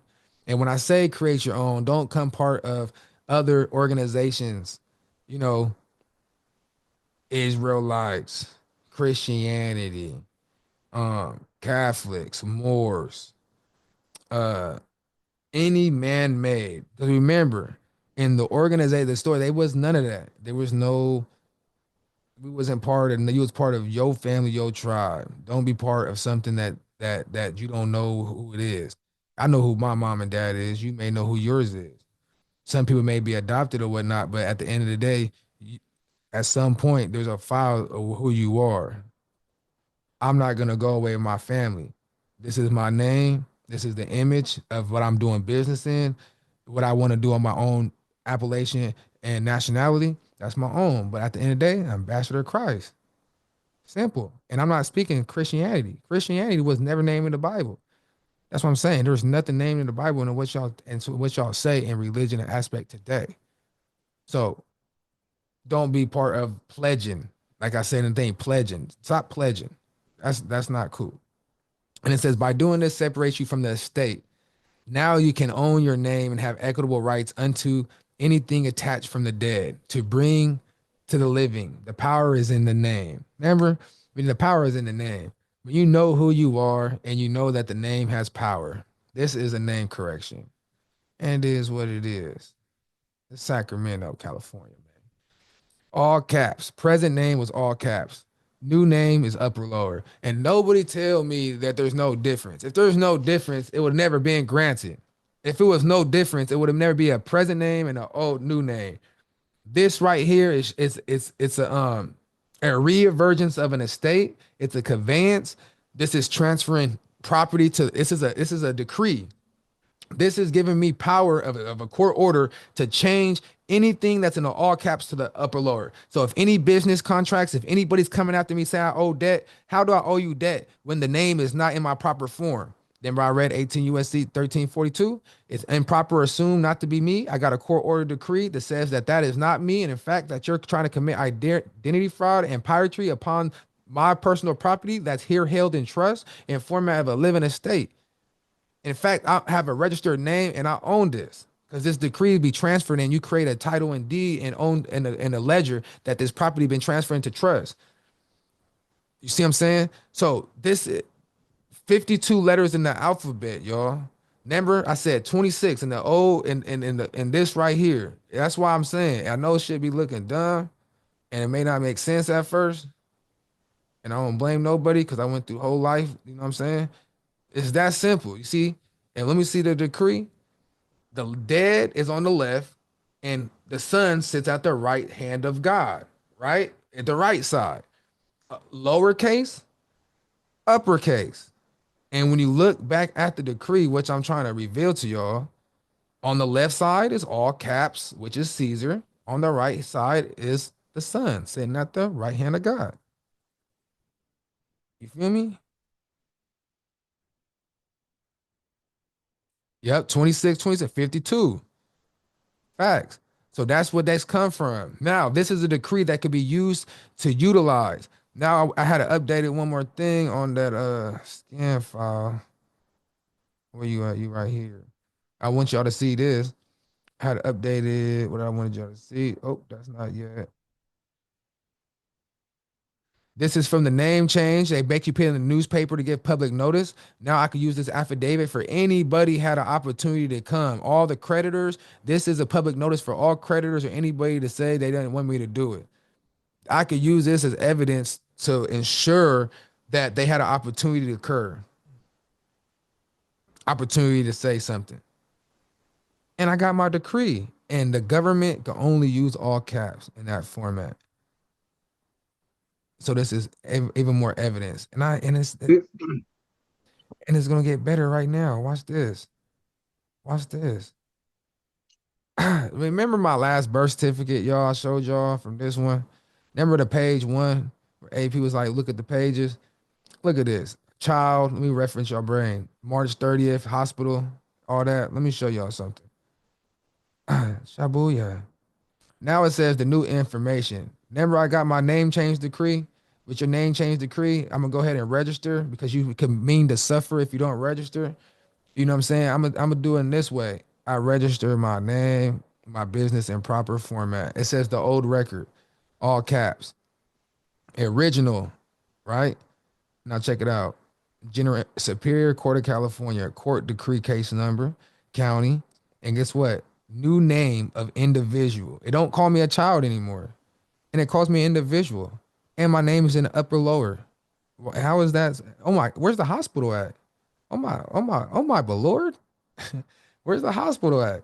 It's gone. That's why I want y'all to see. Oh, a new registration date? That means this name has been registered since June 24th in 2019 to operate in commerce, to follow the federal law and Congress, the statute at large, 62, stat 62, 18 USC 1342. Am I following the proper procedure to maintain ownership into my proper name?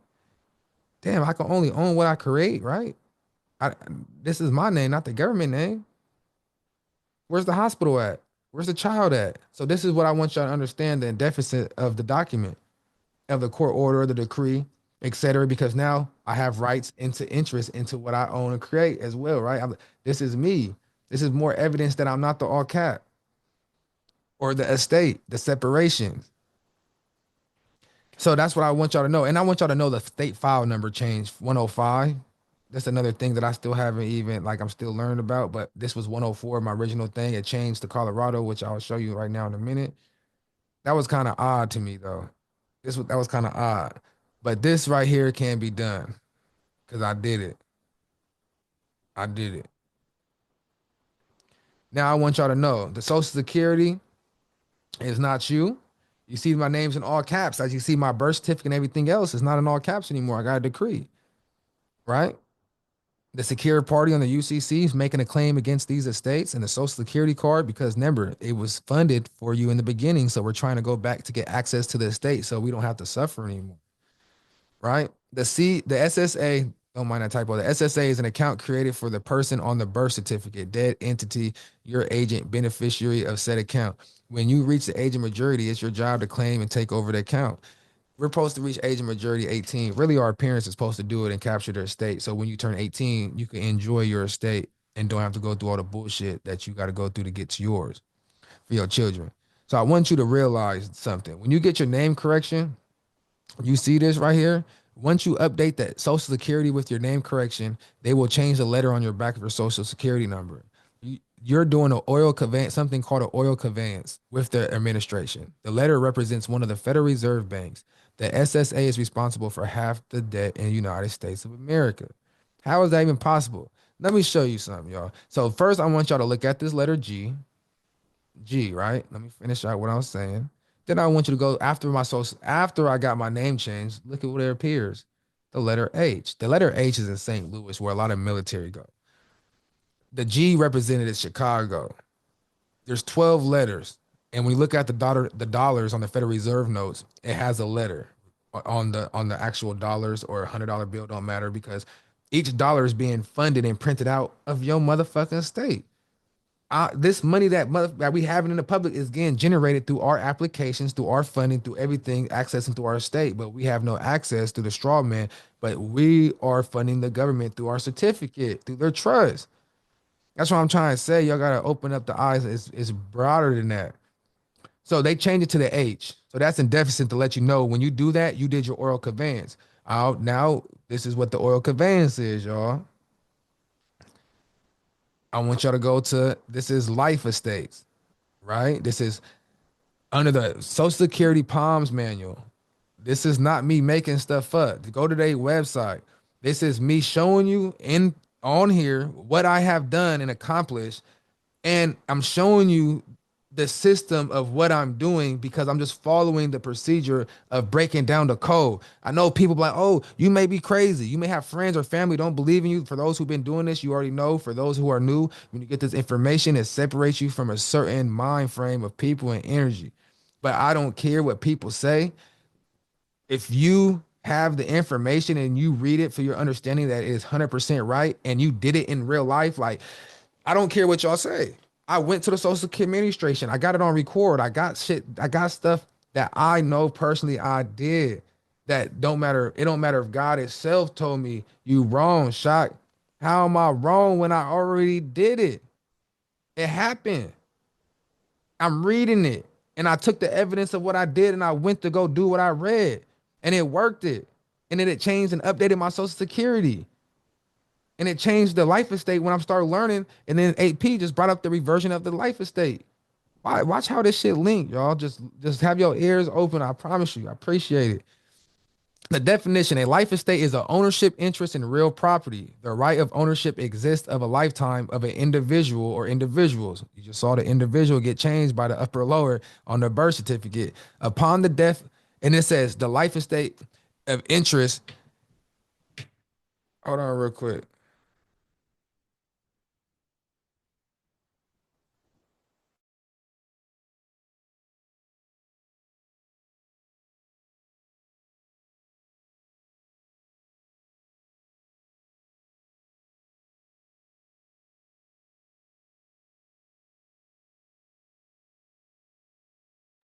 All right, y'all. Y'all have any questions while he handle that real quick? Oh, it look like he back. Do we have any questions? Yeah, what's good with the recording? Can we figure out what we got to next flow of it?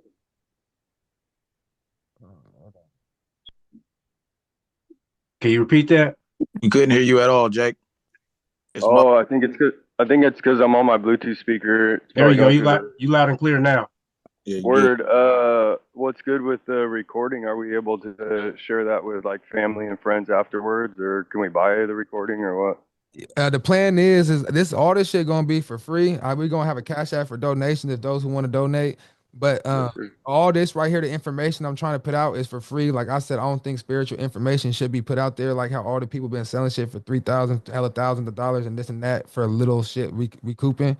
So the goal is to put everything out there for everybody could do it themselves in templates. But I am gonna go through and like do a workshop, maybe for like $80, $100 donation, and go through step by step, like y'all on y'all computers and good questioning and going along with people, like piece by piece. But other than that, it's gonna be recorded and people could just go buy the recording for the workshops. But other than that, the templates are free and the main recordings are for free. That's what I'm saying. I'm trying to make it simple and try to get as many people through as possible before it's too late. And like I said, majority we're gonna accept the donations, but when it comes to the workshop, that's when it's gonna be just a low little donation. But other than that, it's gonna be free recordings and everything. This still should be recording right here. It should be recording. Just recording. Yeah. Yeah, God said don't muzzle the ox. So we do is compensation and everything, but this information should be given to everyone. It's very hard, as I've been doing this for years, and you guys are well on here, been watching other people. They're making it very hard for us to get out or do things because they try to use money maneuvers to get you out of this situation where information like this should be each one teach one. So it's the real goal is to really help and get everybody out the system per se. And that's what Shock and I and AP are trying to do here. Because we know what it's like when we didn't have the funds or somebody you want to get something and they only give you a piece of it and they want to hit you for $2,000 to get the next answer. And it's very hard to follow and get forward motion in that. So that's why he's doing that free. But the workshops and stuff like that will be a step by step. That will be helping people out if they cannot do it themselves with the information they obtain. And the free templates and everything, like the free videos, but it will be out there. So yeah, that's gonna be for free. So it's just an opportunity of balance. Opportunity for self is for free, but your own hard work and diligence is gonna have to pay for it. But we have workshops. We will have workshops. But in the meantime, this video is recorded, everything's gonna get for free. This is gonna go it's gonna be for whoever missed it, is gonna get access, and we're gonna go from there. This is the beginning of starting something new and help transit the world and society. And not only that, but what I'm teaching to be able to show proof as I'm teaching y'all here. I got a time series and I got certain things and other contracts that I'm going to be utilizing this process and creating securities with the treasury to bring back evidence and proof as y'all going through and we doing the workshop. So a lot of the stuff that even if I have success, I might show a little success, but the main thing is to show the people that's dedicated, meaning by doing the free work, meaning doing this process and taking all the processes that's being taught and to actually complete it and help us assist you with it. And once you assist certain things, because I don't want to teach people how to make securities without being in a proper thing, and you gonna blame me for going to jail for misproper securities or misuse of securities or fraud. I'm not trying to pit people in harm's way. I've been in prison. I know how to do this for years. I pit myself in a court. I fought myself in court. I know what don't work, what does work. My last case in jail, you know what I'm saying? It was. We actually put this shit to the test with the course. So already, yep. You know what I mean? So this process isn't new. We just have to perfect it and, get the fuller, the overstanding, understanding. That's the only way to be able to. And you have to understand that you, just like creditors have to go to court and you get stuff on their notice of liens and you got to go to court. If not, you have to pay this much. To understand that process is for you too, for these businesses, that we may have to utilize this process in court, just like how they serve us and get a non-contestant plea, because they're not going to respond. And if they do respond, let me see your deed, let us see ours. Trust me. Right. Because they think about, we've been throwing out little shots here and there, and I'm sure it's been going over your head, some of the stuff, but creating the securities, these floating liens. Think about if you had a trademark on your name, which we're gonna get to. Yeah. A police officer writing your name on that ticket that you didn't consent to. You got a $500,000 trademark. Like, when is that on your name? That's coming up.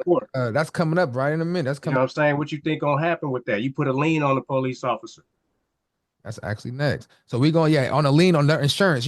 People in this field, find the judge's bond, find the sheriff's bond. When they do something, attack their insurance. That is the bond that we're located in the treasury. So if they say you committed a crime or anything, or because CFR 2711 says all crimes are commercial, rather if it's murder, rape, kidnapping, burglary, all of it's commercial. So it all has a commercial price, and they're using your body to benefit the insurance and the bonds as you're sitting in prison, as a debtor prison, giving up your voluntary rights. Because before you get sentenced, they ask you, is anybody forcing you to do this?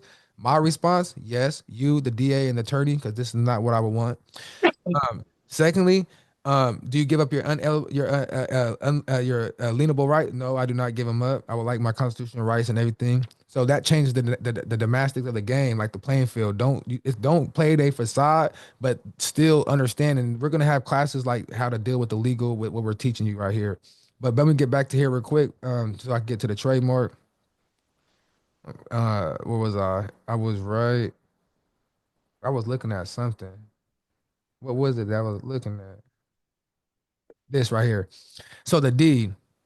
So as you see, I on the Social Security Administration, this is the life estate, and there's 3 ways to do it: a conveyance through deed or grant, which that's what the business trust does. It's conveying through legal title, or the living estate trust does, where you're conveying through a trust transfer deed, and you're using a deed to basically convey the interest of the property or a life estate it to a third party.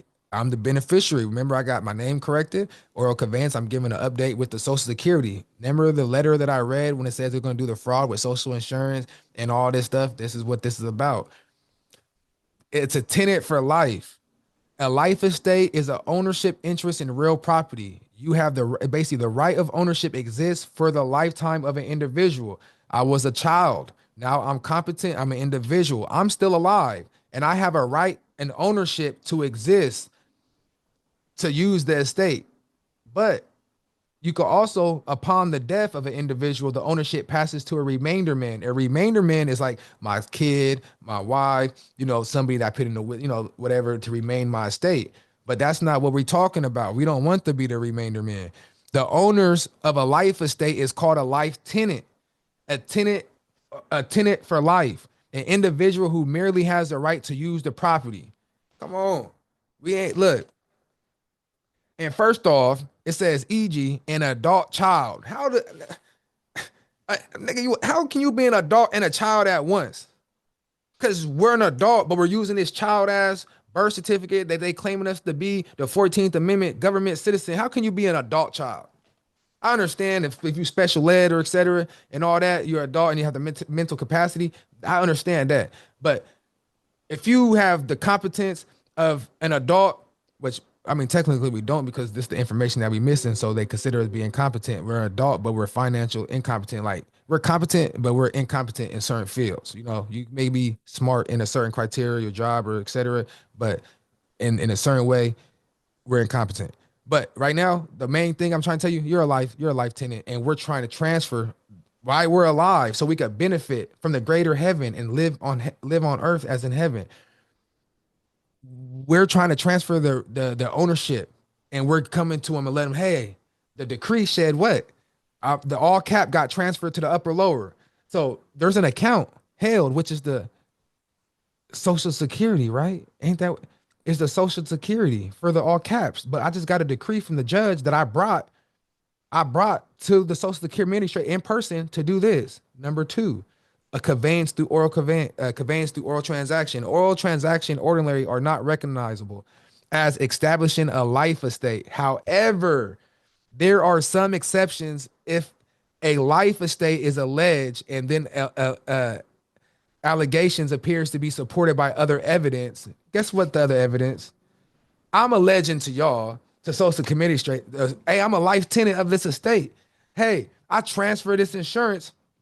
Hey, I transfer this insurance to to another estate, a life estate. That's why it's called a life tenant. I'm living out the life estate, but I'm benefiting the property that been conveyed by this. By this. Right here.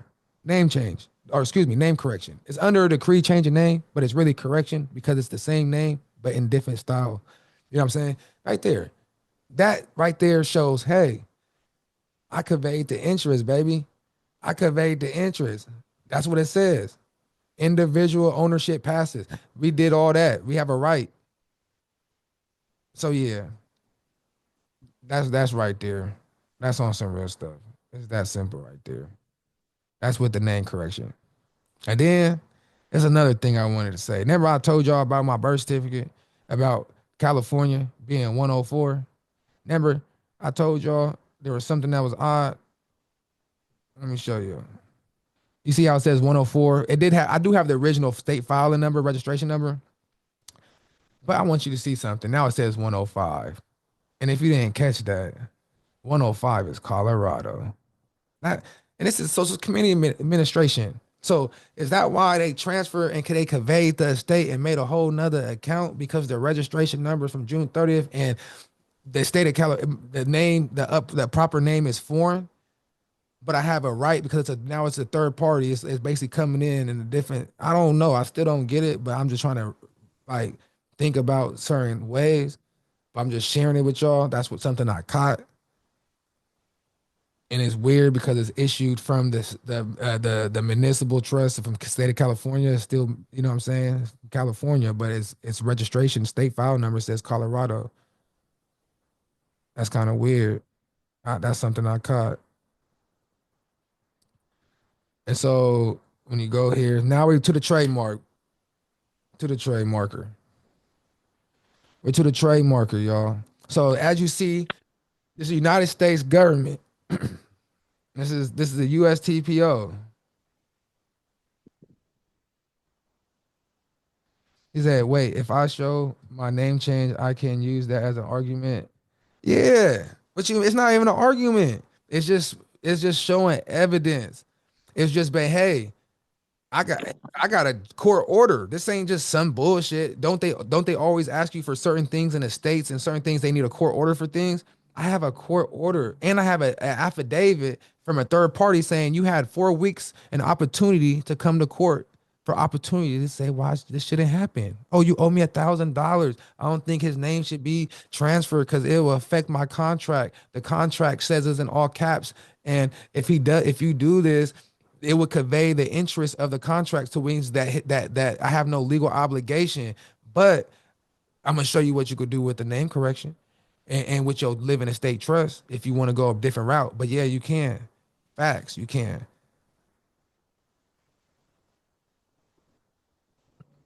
Fact. See, the more evidence, let me add on to that, because the more, all we doing here is we showing, obviously the first thing they did was they changed your name from your God-given name that your mother and father gave. So step you should be thinking about is going back to correct that record and change it back to what it originally was supposed to be. But the name of the game is having the more pieces of evidence that you can show separation from that all capital letter name, the better off you are. So if you have a name change correction as your first piece of evidence to show, hey, I'm not that all capital name, then you go on and have a DBA or LLC in your name, the same name. Hey, that's not me. It's an LLC or this is an S corp, or here, look, this trademark. I got a trademark on. It's different levels of defense, and that you can add to your, I guess you would say your portfolio or to your estate that will protect you and gain you certain benefits or certain protections when need be or if ever needed. That's what I say. You use it from different fields. It's just different. You just arm yourself up with different weapons. You just basically in your bag in your class, like what I want to use, or what's the best part to use, or you know what I'm saying? Can I use it all? How can I format it? But this is the United States trademark with the United States of America. This right here costs $250 for the application. 250. 250. That's how much it costs on the thing. But there's a proper way you need to do it. Let me see if I go. Damn, bro. I should have. The filing. Did I ever send that to you, AP? Remember the filing that you filed this with this? What I send that to? Yeah. You put it. Oh yeah. What's it called? I sent it to you. I'll send it to you on Telegram real quick. Hold on. Yeah, send it to me so I can show it. So this right here is United States of America. It's a trademark. You can look me up on a government website. Remember, I created my upper lower. Yeah. Look at me. I went to court for my name correction. Once they gave me my upper lower, my decree, I take my decree and I put a trademark on it. Just like how Donald Trump, even in his UCC one, got his case filed off, he had his trademark. Why you think he does all his names, his airport, everything in Trump is Trump? He used Trump for everything because he has rights and interests no matter what. You're supposed to use your name in commerce, period. You know what I'm saying? No matter what you're using, it's supposed to be proper. So all his businesses and majority of everything's and even like Louis Vuitton and yeah, put it like this. You look at all the names: Kenneth Cole, Sean John. These is people's names. They went and trademark them. McDonald's. You go try to use McDonald's name or Sean Diddy name in a say it on something and see what happens. That's because he got one of these, a trademark on that name. It's protection. So they're using their name in a form of a business because this is proper. So all these designers and everybody that's using all these businesses and a proper name that people are buying, you're wearing other people's names. But guess what? You just like they're telling you in their face, like, nigga, turn your name into a business. Yeah, I sent it to you, bro. All right. So now as you see, I did it like this. I registered it. That name belongs to me. I'm the signator and the beneficiary of the use of this name. But then you could go up there. They got a quick claim deed for value consideration. You could transfer this trademark unto trust, which I'm going to do the trust. I'm going to transfer to the trust and put it on notice that the trust is the ownership now. Okay? Because you're not the name. The name is just a business for proper business. So watch this. He sent it to me. Watch this. Bye. The name shown in this individual who's consent to register made a record because he has this too. Mine's in the where I just didn't find it. Well, I had it, but it all deleted out before the thing. The name showed in the mark identifies a living individual whose consent to register is made of record. The signature in the mark identifies a living individual whose consent to register is made of record. Their portrait or likeness showed in the mark identifies the living individual whose consent to register is made of record. I consent to use and registration of my names as a trademark and a service mark with the USPTO. I consent to use the registration by the signature of my name and trademark and a service mark with the USTPO. I consent to use the registration by my portrait or likeness as a trademark and service mark with the USTPO. So what is this doing when you put this with this application? When you apply for the application, you're basically trademarking your name and it's attached to your likeness, your portrait, your award. You know what I'm saying? Just being around people, you get that award. You know what I'm saying? You hop up in the oh, it's bad vibe. Yeah, this is my likeness. I gotta trademark that. You know what I'm saying? Oh, you gonna take me to jail and put a portrait and take my picture? That's trademark. Don't you could do whatever you want. You're gonna do whatever you want. But when you come back and you hit them with the trademark and all that, trademark infringement. I'm gonna pull it up right now. I had that shit up. Like I said, that motherfucker, that bullshit ass. Yeah. Let me see. Let me see. Yeah, the trademark infringement, y'all, is a code one can't nobody get out of. Let me see. They cannot get out of that. Let me see if I got it. Let me see. Backed by your name change, that's two forms of defense that are unstoppable. Court order decree and a federal. So let me get my props. I learned this from Kiki, the trademark. She helped me acquire the knowledge for this and the other USTPO. So I give shout outs to the people. This next one right here came from Sovo. I helped Sovo out with the certificate and the format of the format. He ended up, and I end up getting this for him. Where did it just go? Right here.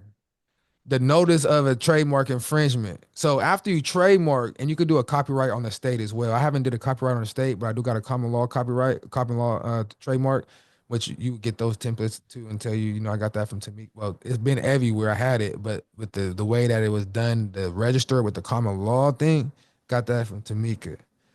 With how to private register with like some, I forgot what the name was. With the with the common law. Yeah, but I forgot what the company do it with the private registration. So I forget. We can pull it up though. They'll get it because they're gonna have all of the links. But it says no trademark. So this basically saying authorized. So when they're using your name, ain't businesses you owe me money, credit cards, card notes, everybody, they're using your name without your permission. Give them notice of trademark.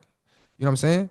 This is the trademark. Whatever you got a problem with, got the code and everything in there, cease and desist. You're telling them it's trademark, cease and desist. You immediately, it's your name, the legal consequences, whatever you want to do.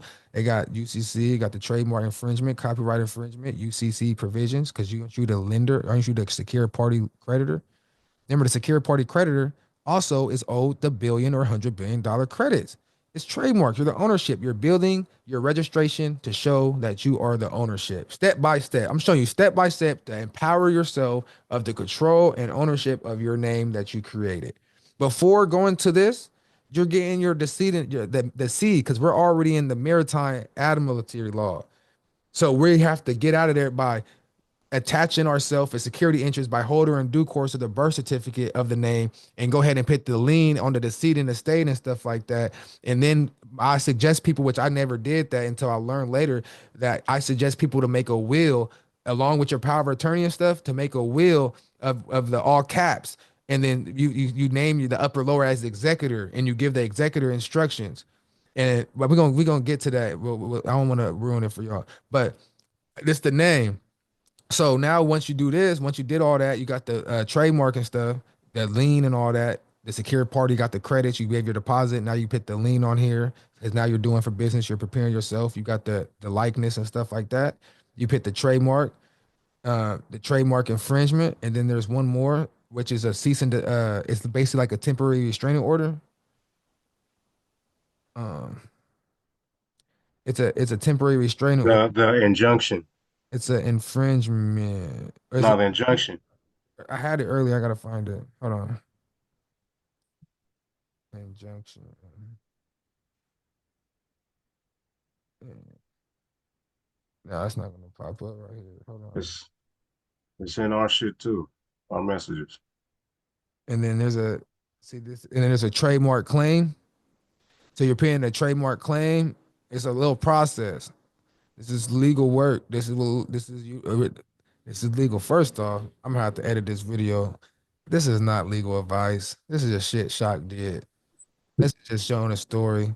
I'm not a tax expert. I'm not a CPA. I'm not a certified. I don't got no bar association license. This is we ain't none of that. It's just for entertainment. It's just for saying educational purposes. Educational purpose. Show you what's out there, possibilities, showing you showing you the codes, trying to be the Neo, trying to be the one, trying to be the Morpheus and morph to people's minds and plant seeds. You know what I mean? This is entertainment, y'all. Educational purposes. So, and I had to scoop that out to the beginning when I dropped this video. Yeah, you can have your name in an LLC. Your name's already LLC. That's cool. You could utilize that when they come to you perfectly, like when business, like, hey, you're saying I'm an individual. I owe you this money, or I got an individual account with this credit card. Well, that name reflects the LLC. In fact, that name is a business. So this contract was like, you know what I'm saying? You gotta know how to utilize that, especially once you have your docs in play. Oh, yeah. But there's a copyright infringement, which I have to find on here, that y'all will have eventually. It's an infringement. Is basically you could go down to the court, immediately file an injunction. It's a temporary restraining order that you get after you get the injunctions. You summons the whatever company that you're dealing with to immediately no communication. Like if you have to owe money in your life, no, everything stops. They can't say, hey, I need to pay. You need money. Everything stops until it goes further. So once you file that injunction, I sent it to you, and the judge and them basically say it's good. And I learned this from Sovo. Like I said, it's not that I learned it, but these forms, he ended up sliding. He did a pretty good job of putting them together. Yeah, he did. So I'm just giving my props. Like I say, I'm like Megatron or whatever the fuck them things do. What's them robots when they come together? Some Power Rangers. They strong individually. They unique in their ways. But I try to bring everybody when it's really rough and they come together and make a super bot or a super ranger. That's what I like to see and reflect myself to use the strengths of everybody and put it out there to the people. Some people may hate me because they charging a lot. But for me, if I pay for it, it's mine. If I put my own spin and knowledge on it and put my own uniqueness and likeness, I'm giving it to the people for free. Because that's what I am in my heart and with the will of God. But like we said earlier, don't muzzle the ox. We're going to set donation, have other things to require that. But for now, for everybody to have equal opportunity, this is what it is. It's New Earth. Mama, starting here. But this is a temporary injunction right here. You file this trademark and they basically going to stop. They're going to liquidate. It tells you everything. Stop immediately. And this is with the district court. This is with the feds. We don't fuck with the state. Feel me? We don't mess with the state. We all feds. We all feds. It's that simple. So once you do all that, that's the trademark. That's a powerful piece. It's a powerful piece. Now, Shabuya. This is a baby booyah. The big booyah was earlier. This is another booyah. That's what Shot called these right here. These are the booyahs. So this, we talked about the business trust. Hold your roll, Shot. Hold your roll. Too fast. I forgot about this trust. Oh my, where'd it go, bruh? Hold on. Where'd it go? I thought I had it open, bro. All right, let me get this trust real quick. Oh yeah, this is a C pass too. This is a C flag contract. He's gonna get hella shit. We got David Whit Miller stuff in here, the books. We got everything. I'm looking for the peer equity trust that I got from Amir. This trust I got is from Amir, y'all. So check this out. So first, I got this. First, I'll just keep it real. I got this from Amir. I paid 700 for a seminar, right? 700. Now that was so excited because when I got my name correction with the JT, the business trust that I showed prior with JT through the military occupation with the Donald Trump stuff, the IPP, it's damn near identical to this. So I just want to let people know a lot of this information is recycled, it works, and as long as you understand it. Certain things may be a little different, but majority of the notice of interest, the notice of delivery, the acceptance of trustee, and notice of delivery and all that stuff. And this is the certificate of grantor. Like all this, it's a declaration of trust. It's a private trust expressed under the laws of equity of the United States of America, 1776. So this is the protections, and this is pre 1933. So this is going to put us pre 1933. You know what I'm saying? A private American, depending on what state you are in. So I just want people to know, like, this right here, your name is. So never you had the seed in the state, the all caps. Once you got your name back, or you created your name to have equitable interest into the proper name, as you saw the decree, right? Now you turn that name into a living estate, a private equitable living estate. See, you had a dead estate. Now you're creating a living estate, which is more in the private. You know, you're a grantee now. You're accepting into the grantee. Remember, in the private business trust, we're accepting grantee and beneficiary. Well, we're accepting grantee. The grantee is the proper name. The grantee we sign, and guess what we put? Court order. You know what I'm saying? That cha-ching. You feel me? It's the baby boo, yeah. You know what I'm saying? But this right here, this is what Amir teaches in the sense of the private trust. You know, come to shock. I'm not saying don't go to anybody to learn. I'm saying if you want a fair value of understanding of like certain information shouldn't be held from people because rather if you gonna do it or not, you may not do it, you may do, but regardless, I just don't feel like some shit should be. It been like that for over 1,000 years for so long. This is a new, like I'm trying to tell y'all, this is in my heart. And I talk to Imperial all the time. He tell me all the time. We just made a balance today. We agreed on a lot of stuff. So what we're doing, the way we're coming out to this, is gonna make sense for me and for y'all and for everybody else. It should make sense. And if y'all start being greedy of understanding, people, I spent thousands of dollars on this shit. Like I said, just for this trust and a little seminar, 700. It's that simple. The bond, the treasury bond and all that, 15. Process, 1,500. The business trust, 500. With the passport, another 500. You know what I'm saying? Hella shit. I run through it. You feel me? It's all for free. 8 years of studying. Not only did I acquire it and buy it, because there's many things that people buy, right? But that don't mean you understand it. That don't mean you know how to use it. You feel me? So I'm trying to teach overstanding, that get your foundation and understand what you have before you just shoot off to the rocket and find yourself in cuffs. Because even though you have some stuff done, even though I got the IPP, I'm gonna end up showing. I mean, status. I'm gonna show y'all something on here too, but I just want people to be right. I don't want to be whole responsible of giving stuff people and they just going out with the head off, because that's what happened. But back to this. This is the private living estate trust. You're gonna basically create this trust in the name. This seal right here that y'all see right here, you could create your seal. I got a seal. I could create this for you. Anybody, the trust is the RF number. Remember the tax exemption? All these RFs, you got different exemptions depending on what status you want to use. But I'm gonna use my fingerprint and I'm gonna put the trust number like that over the finger like that. And I'm gonna put the fingerprint and I'm gonna put living estate, my name. You know how it says, you know how it says the initials? I'm actually gonna put my name around the fingerprint, and I'm gonna put office of the administration, because my body is the office and administration of my spirit. My spirit lays within my body. So I'm connecting everything to this. When you go to jail, when you go to military, when you go all these things, what do they want?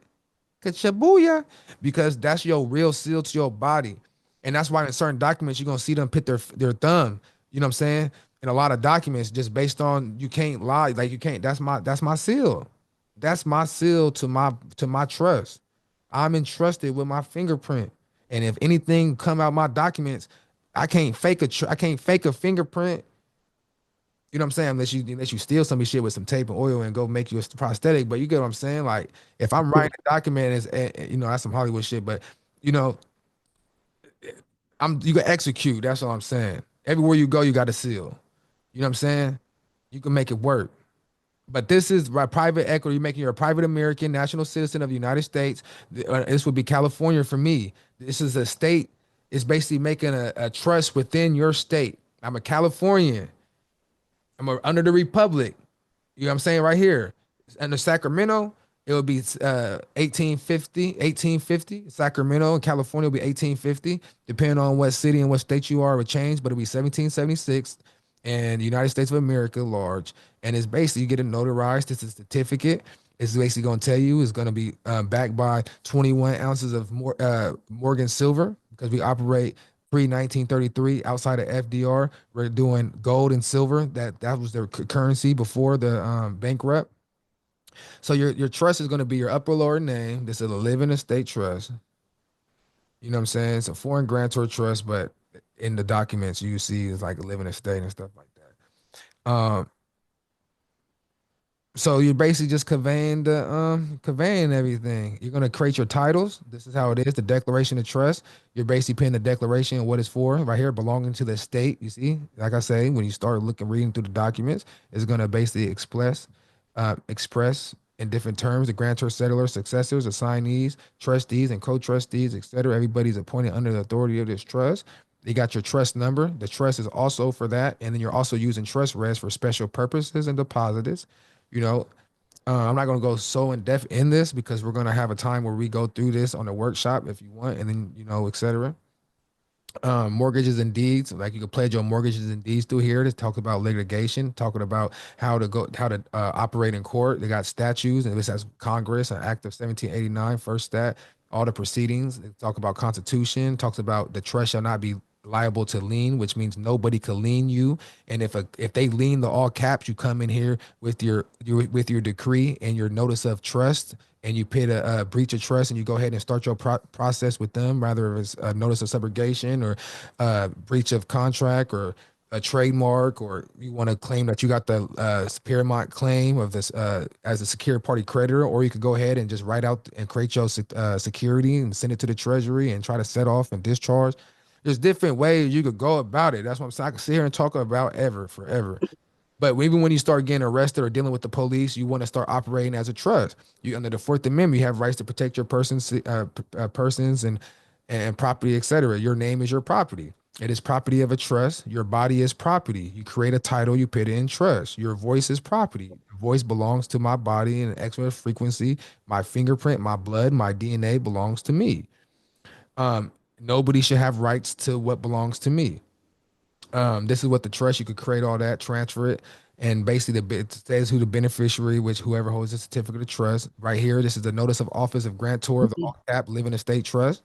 I'm gonna put up or lower, with even though it says right here John Doe. Right here, I think that was a whatchamacallit. But you're gonna put your stuff in there. You're gonna put when you was born, your birth certificate, when you was a baby, who you was born to.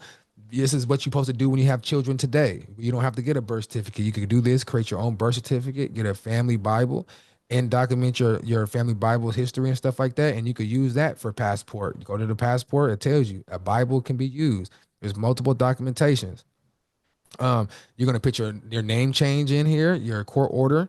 You're gonna put all that of your estate. You're basically putting everything, your res number, your transfer, your assignees, because you're assigning everything over. Your birth certificate to the trust. You're giving the public. Remember, when you put this in the newspaper, it's giving public notice in the legal field.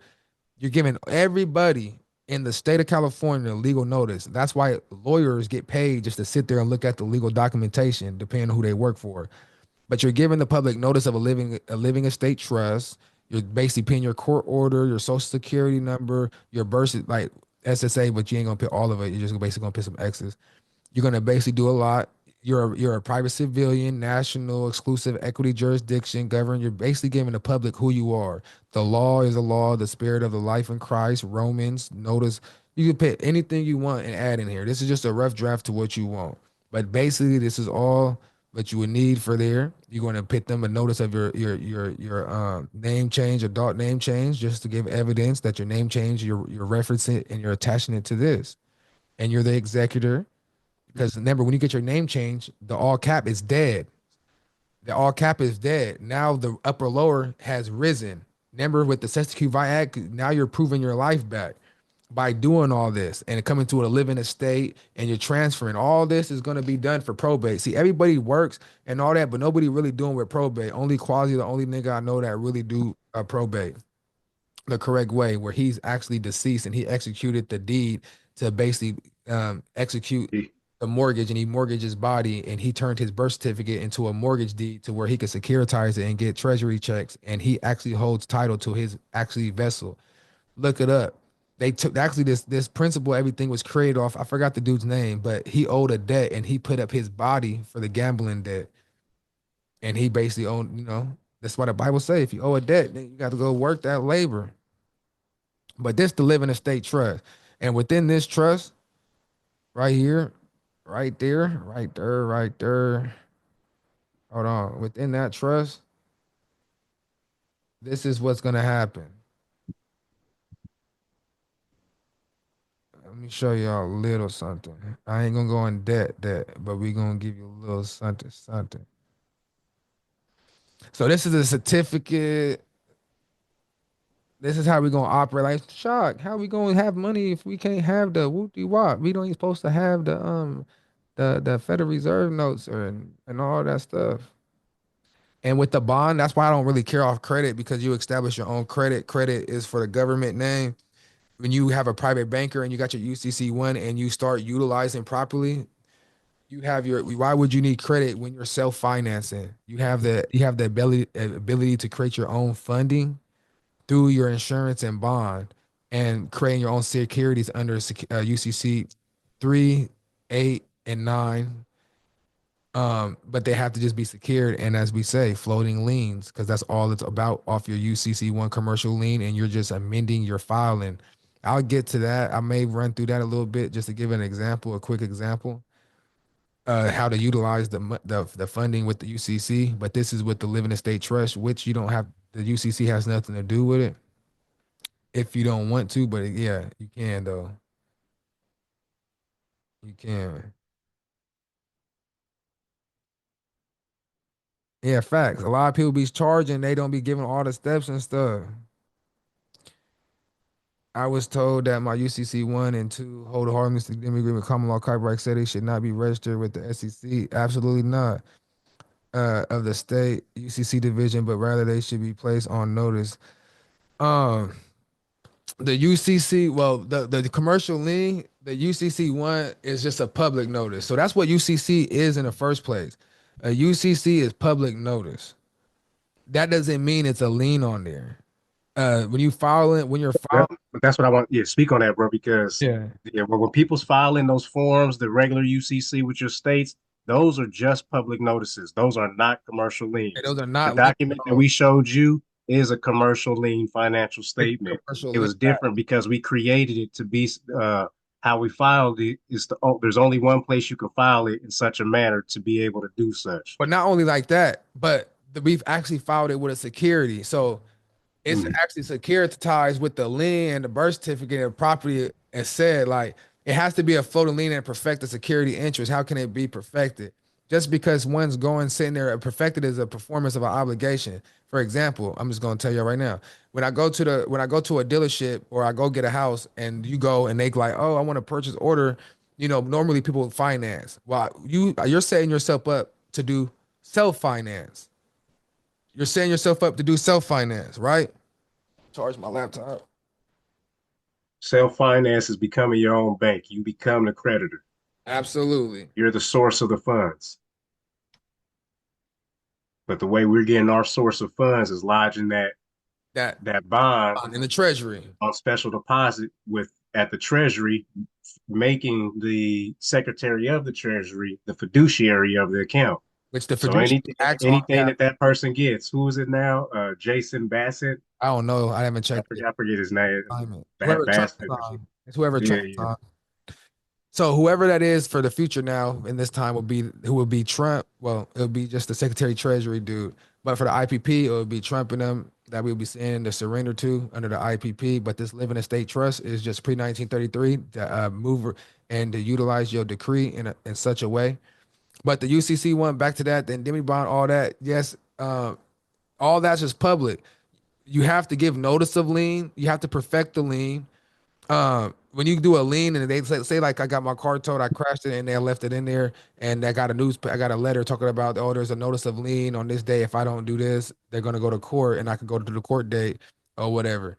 Same thing. We put a lien on it, but you have to give notice of an unclaimed registered of property. You got to give the public notice of what been liened upon to give the other party or the debtors or the so-called other parties opportunity to cure. Because they could come to the court date or they could come and basically say, hey, I got a lien on it. I'm the higher lien. Now you got to go to court to see who got the superior lien, who's first in line.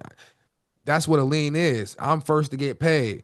Well, how when you go get a car or anything, they normally put a lien on there for about 20, 21 days because you have to put a lien to perfect the interest. The security, they got the security, they put the lien on it and all that, and they perfect it, and then they transfer it to trust. That's why the lien is unaffected because when they transfer it to their trust, they put the lien on it in the commerce and in the regular commercial field. But then when you do all the paperwork and they transfer it to the deed of trust, if you have a house or even through when I bailed out, I was looking at my bail paperwork. They created a deed of trust. Even when you bail out of jail, when you do when my timeshare, everybody they create a deed of trust and they transfer that shit. They transfer from the public to they private, and they attach their own numbers and all that and all the bullshit. But a UCC one, you have to file it with the Secretary of State. It's just giving the public of California or whatever notice of where the property there is held. I like to say to everyone here that it's not a fly by night process. It's not easy, but it's easy, meaning that it's step by step. You have to trust and follow the process. Things have to be put in place for you to do other things that he's speaking on. It sounds easy because we've done it and it's actual factual information that has been done. Documents have been done, court systems have been done. We've done it, but it was a process. It took time. We failed, we've succeeded to learn how to do this to give it to you guys. So even though it sounds cool and what he's saying everything correctly, but keep in mind that you have to work for this. You do have to do your due diligence. I do tell people to learn and absorb this knowledge for yourself. You have to, I told my man earlier that, to get something in your brain, you have to repeat it 17 times. To absorb information, you have to read it 7 times at least so you can know it by heart, as they say. So make sure that you guys read up, understand, learn, keep reading. Never just stop and say, oh, I got this template, I got this paper, I'm good. It doesn't work that way because we can tell you everything, but when you get in front of these judges or you get in front of anybody, a court order, a clerk or anybody, a cop, and you'll freeze up. I've seen people do it so many times. They have all the paperwork and they don't even know what they're doing. And that, to speak on that, to add on that, bro, just be straight up. Well, if you gonna take this all the way to get to that probate court, that you gonna go through several tests in there before you sign that non-disclosure agreement and you get the accounting on your estate.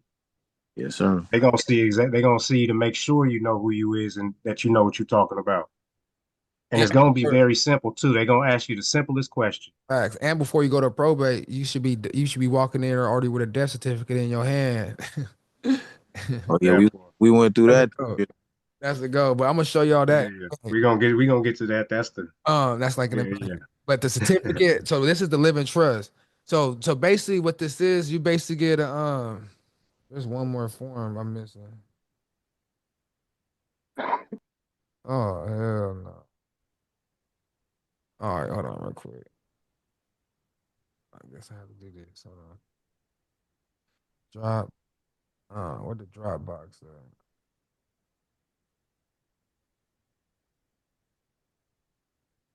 This is the thing right here. See, this is what I paid 700 for. Let me see. What I was trying to do. The right here. Check this out. Let's check this out. Hold on, we got a comment. I don't want to be an example, but bro, while I was on this Zoom, the sheriff knocked on my door, and I have a registered mail on my birth certificate from Guarantee to the state. I have then I have recorded in my home estate, Louisiana, constructive notice, then recently sent out actual notice. I don't even see that.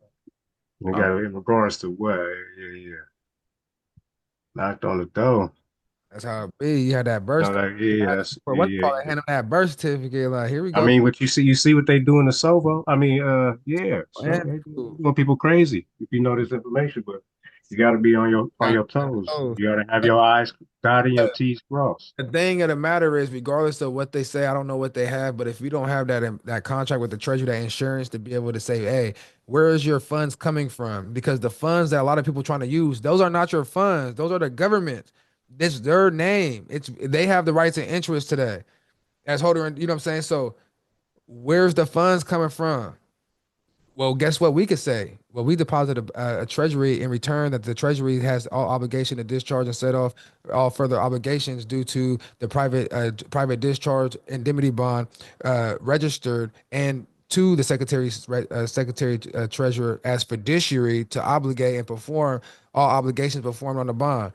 There's a securitization number that's also registered to the treasurer and a routing number to utilize the set off and discharge of the the proper, the estate or And what, a return receipt. and a return receipt. So we have that. That's what I'm showing y'all. That's more secure. You know what I'm saying? At the end of the day, it's the paramount claim. So this is right here. If the trust, this is what Amir be doing and other people prior. This is basically equity. That's what they've been doing.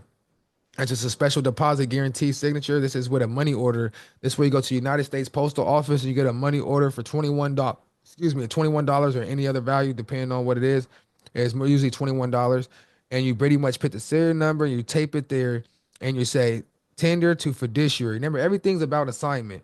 Just like we're assigning the bond to the treasurer, you're assigning whoever the business that you're dealing with. You're tendering and say the bill is $500. Got a car note or something. I don't know. And you basically get $21 money order. It's lawful currency because lawful currency is different from fiat currency. But when it's lawful is when you're operating outside the military occupation zone pre 1933, where you're still operating in a lawful capacity and outside the military enemy of the state. Remember, you hold that FDR note, it's federal. But remember, we said the United States Post Office and the United States Postal Service is operating under what trust and capacity of the government's estate, using them as servicers to process this stuff because it still is like a middleman to utilize we the people because the post office, it represents Samuel in the Bible, but um, it's the registration what comes on the land and whatnot. It's the registration. It's free to roam and zoom and do everywhere. It's Switzerland. It's at peace. That's where they say the devil's chambers at out there. Where that shit at? And they on some real shit. That's the other story for that. But it says $21 money order lawful currency, United States of America, well and truly tendered by the return of Doe John Lee, private American national, private American, surety, payer, and redeemer. So you're basically saying, hey, I'm the surety. I'm the a lawful person, upper, lower, living estate, whatever. I'm the surety to the all caps. So I'm gonna go ahead and whatever you attach trust, whatever. I don't know if you transferred it or attached it at the beginning of the contract. You're saying, hey, here go $21 money order lawful currency and the value, I don't know what y'all doing, but you usually pay the value. You attach a value consideration to that $21. $21 could pay for a value of 500. 21 lawful currency could act as $500 fiat currency, backed by gold or backed by silver. You know what I'm saying? Depending on what you're doing, how you know what you're doing. But you're basically saying, hey, I tendered to the fiduciary for an appointment for settlement in accord to the satisfaction of any and outgoing debts. So it don't matter what the debt is. You're just appointing this $21 money order for appointment for settlement. So say, hey, 24-hour fitness, whatever whoever I'm sending the payment to. This is for all outstanding debts. The jurisdiction of tender is within the union body, non-military occupied area. Remember, I tell you, this is lawful, so we're outside. We're within the union, which is like constitutional and stuff, and we're away from the non-military occupied area, meaning the United States, the corporation, the business, not the all cap. We're the upper lower right now in the last verse middle and shit. Right, we're not dealing with the all cap right now, but this is who we acting on behalf for. Not subject to and wholly excluded from executive district and territory emergency jurisdiction of the United States District of Columbia and territories, because the state of California is a territory, but we're under the California Republic according to our trust. And we're, as trustees, we're only obligated in following the bylaws or the articles of our trust. So we're in the cahoots of the trust, because the trust is set up as a union body and under the 1776 and outside the military. So that's how we're able to utilize certain instruments and certain things in that capacity. That's why people go to jail too all the time, because they operate in certain things. They operate in certain things in a certain capacity that they're not supposed to. And then right here, certificate of title of special deposit. Now we're creating a certificate of title to all unrepresentative and non-representative as to juris capacity as a private American citizen. You're always private American when you're doing this type of stuff. Then Trump don't pay taxes and all that, because what he say? He's a private American. He's a national. Remember when he first was running and stuff? This nigga's the GOAT. That's why he didn't put his hand on the Bible either. He don't swear in. And he didn't talk in front of the maritime flag. They had the civilian flag. And it says 2000 in the state of Marion County, the federal zone, outside of federal zone, within a non-military occupied private estate, because this is a private estate. You create a private trust life estate. So these are private shit. The either grantor settler with the intent purpose hereby deliver and convey and transfer legal title and all right title and interest of equitable assets title with the res number, because that res number is also the name of your trust, along with all its special deposits. I do assign of any attachments, derivatives of the res number with you see how it says the same number, but it says US.001 through including whoop 99 and did perform the deed of delivery, because you created a deed. So he transferred it, create a deed, and you're attaching, once you transfer to your trust, you're giving it a res number attachment that's in your trust documents. And now you gave it its own unique assigned number. Now you're basically assigning legal title to whoever you dealing with. Now, if it's hot potato, now legal title's in your hand. Now you're obligated for all the legal obligations and performance of the contract. You're retaining equitable interest. Okay, I want to take all the legal right or interest, whatever, or equitable interest to the legal title or the promissory note or security and apply it to the principal debt. Now it should set off and discharge. All with this, just all about wordplay, value consideration. And it says the U.S. registered mail will do what was as evidenced by the original certificate in trust, because you created a certificate and all this is out of trust or inside of trust. Everything's trust law now. You don't, once you get this shit, everything's trust. Don't think about nothing, just you. When you walk out that door, it's trust. When I go to the motherfucking grocery store, it's trust. Everything's trust. It's business to business, nigga. I'm going to the store, it's all business, nigga. You ain't giving me that's business. Nigga, I ain't giving no slides, nigga. Nigga, no. You don't got a soul, nigga. If you don't got a soul, I'm coming on top. I don't care if I gotta bankrupt your motherfucking ass. If you a business, I'm on top. I don't got no respect, because you need people like us to fulfill your destiny. So you better do business in your proper motherfucking name. That's what I say. But anyway, the successor of assignees. So basically, it have to hold and appoint trustee James A. Sovin as successor and assignee, and shall be binding upon trustee and acceptance by the said trustee in the absence of a valid disclaimer. This legal title supersedes all previously issued legal titles of the same by Sim Senior James Earl. So basically, that's what I'm saying. You're creating new titles to supersede everything. And it's the same thing with the business trust. And we create certificate of legal title and assignments accepted. It's a little different wording, same setup, same concept, assigning legal interest, remaining equitable interest, and stuff like that. It's the same thing. We got a business trust and we got a living estate trust. So basically, what's the same rule? 9/10 of the law is possession. The, the Yes. other the other the other 1/10 of the law is uh equitable Equitable interest. That's interest. yep. The legal title. So So so you're signing giving up possession that legal title so they can have the authority to do what they need to do, but you keep the equitable title so that you can benefit from the set benefit and settle that let balance those books. yeah, because it's always a beneficiary who's there to benefit from the account. So you always want to end up being the beneficiary. And it says this is a certificate of appointment. So you said you're basically making a certificate of appointing them. It's Is a that win-win because they gonna get the title, you get the interest. It's a win-win. Both then parties. and then y'all might have to take them to court sometimes. You know what I'm saying? James A. Joven is a married court, depending on what you're doing. This is a notice of appointment. This is how you do it court case. This is how a mirror and them to appoint is basically um,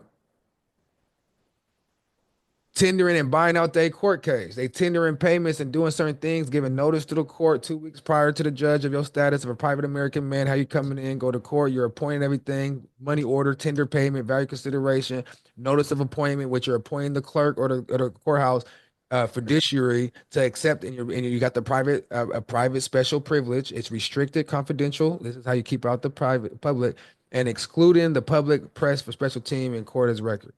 You may direct or order, obey, settle all outstanding bank account matters in relation to account in good faith to beneficiary by order of a private American national citizen, and etc. So this is how you do the trust shit. So all those people talk about money orders and all that for the been in the game for so long. This is basically operating out trust. The crazy thing is, Shock, people got to understand a lot of this stuff also is in the Constitution, Bill of Rights, and House Joint Resolution 192. Yes. 43. And matter of fact, this is now this is what I want to show y'all too, though, because I want to let y'all know what happened. I want to let y'all know what's really going on. So right here, this was created off our insurance bond in the Treasury. The bond was created off our birth certificate, and this bond created off our bond. So I got a 508 ministry trust, right? Hold on. Before I do it one more time, before I go on to this, I just want to show y'all this. So this is a trust transfer grant deed. I would change it up a little bit. This is a warrant number that they're using off a dollar bill. I wouldn't use a dollar. I would actually use a warrant, our securitization number from our bond, since we are assuring ourselves. We don't need the FDR or anything to warrant us. We got our own shit. We create our own shit if we want. Or you could use a dollar off a dollar bill. It's up to you. And then this right here, the res number is a res number from your trust, whatever, how many, it'll be like US 15, which means most of the time he sends out 15, like 15 tribe titles, whatever. You're basically transferring, this is a trust transfer deed, and you're basically claiming your child. So this is basically somebody claiming a child and making a deed and conveying the birth certificate to where you have ownerships over your children, because the birth certificate is a title to whatever property is describing, which say for a child, and CPS usually comes to get involved in all that bullshit because the state basically claiming ownership of your child is in the public. But if you take your child and the registration out the public into the private, now you have private remedy to go ahead and whoop their ass with and have rights to utilize and keep the state out of your shit. So this is like birth certificate and stuff. The chattel profits return. You give it considerate values, conveying and warrants below property, the property described. And then when you signing things over on this, you're signing and you're paying your court case. That's that simple. A court case. You just basically as grantee. The court already said you're transferring it. Where's the property coming from? All caps to upper lower. It's already been conveyed in court order to your trust. It's that simple. So now, like you got a judge on your side saying, "Hey, they already been conveyed over. There's nothing you can say from this all cap state trust to the trust that you now created in a essence image of you." Now, right here, this is another trust. So you have the business trust, the living estate trust or peer equity trust pre 1933, 1776. Both of the business trusts is under that as well, but the business trust non-statutory.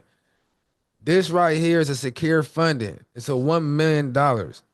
Remember, I told you got your unique number, you got your register and all that. You can create bonds, secure funding. You go into LLC, you can create anything. You're a finance, you're a private banker, you self-finance. You don't need credit in exchange when you get to a certain position and you start having access to shit.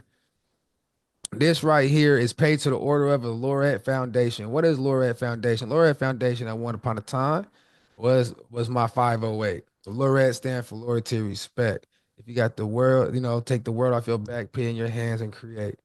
That's the outcome. It's in care of the upper lower because the upper lower, if I think this is as far as they let me zoom.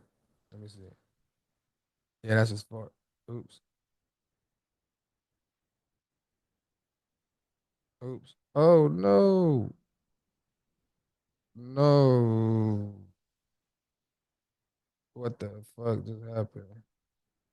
It just disappeared. How do I do that? Oh, here we go. Um, right here. So the care of information, as you know, in the UCC, the creditor, the upper lower, is giving the credits. So through in care of Marcus Bernard, the Lorette Fendate, I'm being the transmitter utility, the secure creditor, or we're transferring for the offset, a secure funding and offset bond for Lorette. If you read, oh, I do zoom in right there. This in care of all caps for paid to the order of Lorette Foundation. It says Stephen Mushin, this when he was basically appointing all this shit to the treasury and basically what he has to do, pay to the order of the bond upon presentment, instrument bearing the grantor's seal and reference this bond, the secretary of ledger was set off. And see, I didn't know all this, man. I know it would take year. I know I went to the bank, I did everything, I signed it. I'm gonna show you a little evidence, but this is supposed to go to the treasury. This is what I learned. That's what I'm saying through this last couple years. Like, you're not supposed to never deal with those bank services, the open account, a transfer account, whatever. Okay, cool. But check this out. Routing information through private discharge and indemnity bond number, etc. That bond number has been registered with the treasury. You saw my receipt, you saw everything accepted. It's on deposit with the US Treasury. Securitization bond. How to securitize your securities, etc., is because the Department of Treasury issued by the all caps private offset account, which is my unique number, or excuse me, this may be the filing number because the state file number is the original offset of securitization. This secure funding and offset bond shall be entered as an asset of the United States Department of Treasury. You're supposed to UCC3 this to your one and send this with a cover letter to the treasury with your account information after already hooked it up with the golden oneer. You feel me? And hold on, where's my trust right here? That's what I want to do. Boom, boom, boom. Right here. I just wanted to show this. I'm not showing the whole trust. I just wanted to show this as a 508. This is a 508. It's set up as a ministry. It's tax exempt from all IRS or all that bullshit. Right here. If you want to do your research, if you don't know already, here goes some of the codes pursued in the IRS codes. Look it up. This is set up as a non-for-profit, a non-statutory. It's set up through the estate. You're getting access through the estate. As you see, the secure funding is funding through the estate because we are lenders, not borrowers. We are capturing ownership and be able to flip the script because the power of Christ is starting to shine through us as people as we're starting to gain the knowledge. And I'm here to try to share this the best that I can because once I really get on and start doing my thing, the only thing gonna be left is the recordings and the workshop things I'm doing.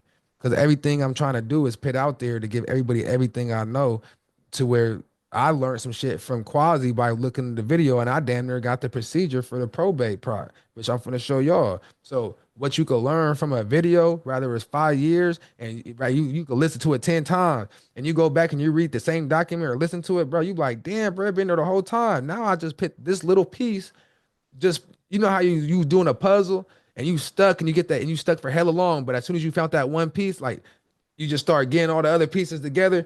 That's how it be flowing. But right here is a minute order. When you set up the foundation is set up as a private bank, like it's a 508, but it's set up with as a board. It has like a board members. It has a trustee, treasurer, and secretary, and you're the minister. and you're the co-trustee and you're the overseer. Like different capacities is then used in different positions within the trust. But my main thing I want to show you is this. It's anonymously resolved when you sit down with your secretary members and shit like that. It's anonymously resolved to utilize secure funding and an offset bond. A registered number, whatever, because you're paying this unique numbers on your bond. I changed it up. U.S. paid to the order of Laureate Foundation in care of, all caps, chairman, the face value of $1 million.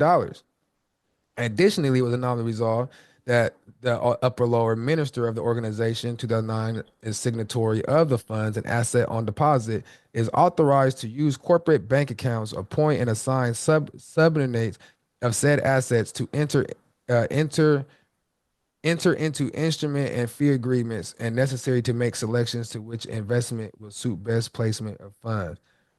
Anticipation final returns and to receive the distribute of all profits from the investment.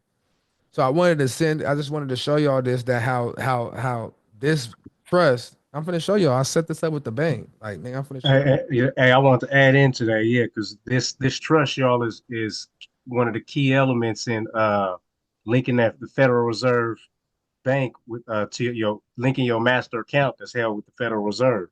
And We're gonna use this trust is used for that. So and if this trust is basically like, you really only need this trust, a 508, because it's under God and it's tax exempt and everything's under here out of Caesar. I mean, you could use family trust. I know the business trust and the living estate trust is being utilized for certain things to establish our likeness. You know what I'm saying? To establish from coming out of the seat into a private status unto this status. Because under here, you're going to become a private, like I have to dress it up a little bit and put like turn your body into the church. Your body is going to be actually the temple. Your spirit is going to be the beneficiary, because your spirit is the one that's benefiting from everything else. Like, I'm turning it into making documentations and stuff like that to identify who you are in a sense of matter.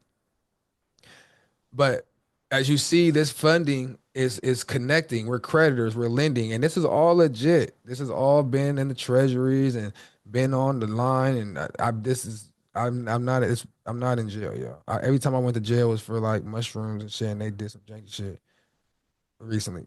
But this goes to that 508. That's why I just wanted to show y'all. This is the 508. This is the main thing of the articles of how it's setting up on the IRS. But what I wanted to show y'all,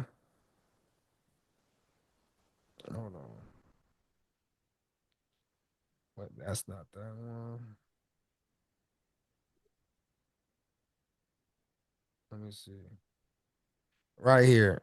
So you see my I got my EIN right there. This is my account right here. This is the EIN and shit. So this is an application and membership. This is Golden One. And not even only that, but it says, if not U.S. person, you may need a certified foreign status separately. Request a W-8 bin. I didn't even do the W-8 bin when I set up with this. The W-8 bin is even going to be used because we're going to file a W-8 bin with our political status and utilize a status. We're going to utilize a status.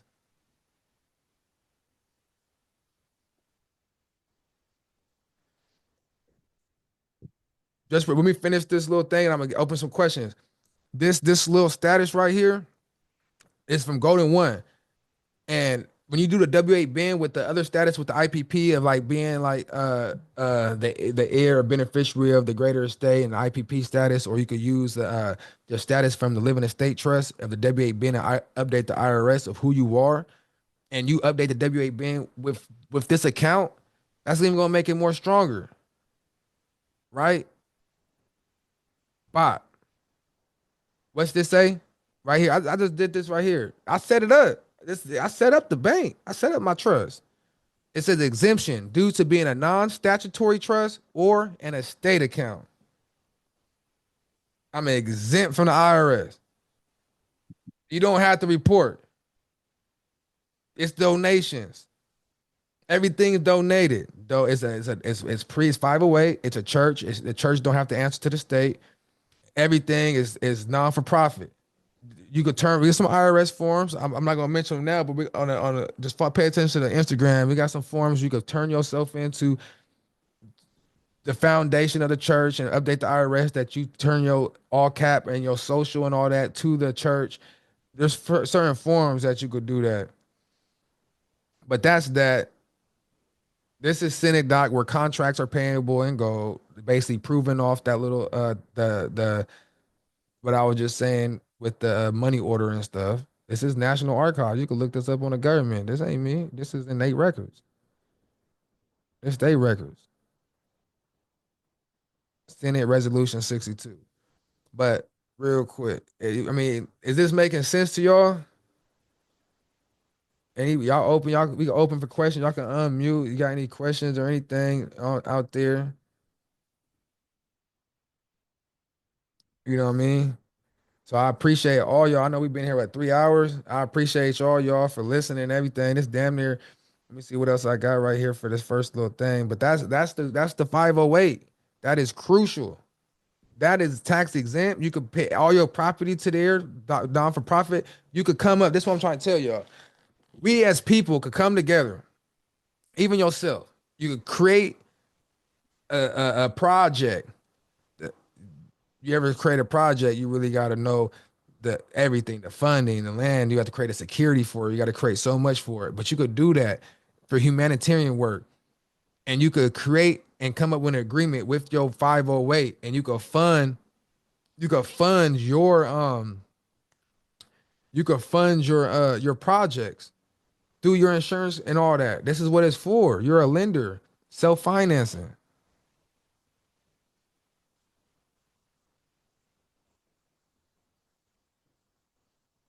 Self-financing. It's going to be a lot to take in. And I just want y'all to know it's going to be a video. This is recording. It's recording. And then right here, I should have showed this. This right here is with the with the Homeland Security. I basically did a FOIA request. I learned this from Tamika. And it's basically saying right here that the all caps, upper, lower, all this bullshit names. It's not a U.S. It has no record of birth certificate. It has no record of being a U.S. citizen. Regarding my status, U.S. It has no record. It's basically say they did a complete search, a PCIS, no records responsive to your request. My request was, do we have any market, all cap, my name and all derivatives? Is it attached to being a U.S. citizen, or does it have a birth certificate? I showed y'all my birth certificate. I showed y'all all that. But why does Homeland Security of U.S. Citizen Immigration Service, why is it saying right here, and why is it saying it cannot find any records? No records. It says right here, no records responsive to your request. You have the right to file an administration. I don't want to file a motherfucking administration. That's all I got to know. I don't want no appeal. You told me what you need to tell me, that there's no evidence in your records of Homeland Security of Immigration Services that my name is not attached to no United States citizen. My name is, that's some bullshit. But you got niggas in prison in there for being U.S. citizen and giving up their right. That's some bullshit. You know what I'm saying? Giving up the United States Constitution and taking us out, all that, to put us in a non-military, non-existent goddamn way of living. That's some bullshit. And then they got the right to tell me, the same government sit here and tell me, after me doing all my little years in prison, all my bullshit, that they can arrest me because of all my U.S. citizenship. And according to their statutes and penal codes, it's attached to the U.S. citizenship. So your ass gonna tell me that there ain't no records. But I just showed everybody on here, and in the future that see this, that I had a damn birth certificate. But they told me I don't. It just don't make sense. That's how you know this shit be bullshit. Be straight bullshit. They always speaking forked tongue, and you guys should learn what that means. It's words that you may think that you know the definition of, but it's not.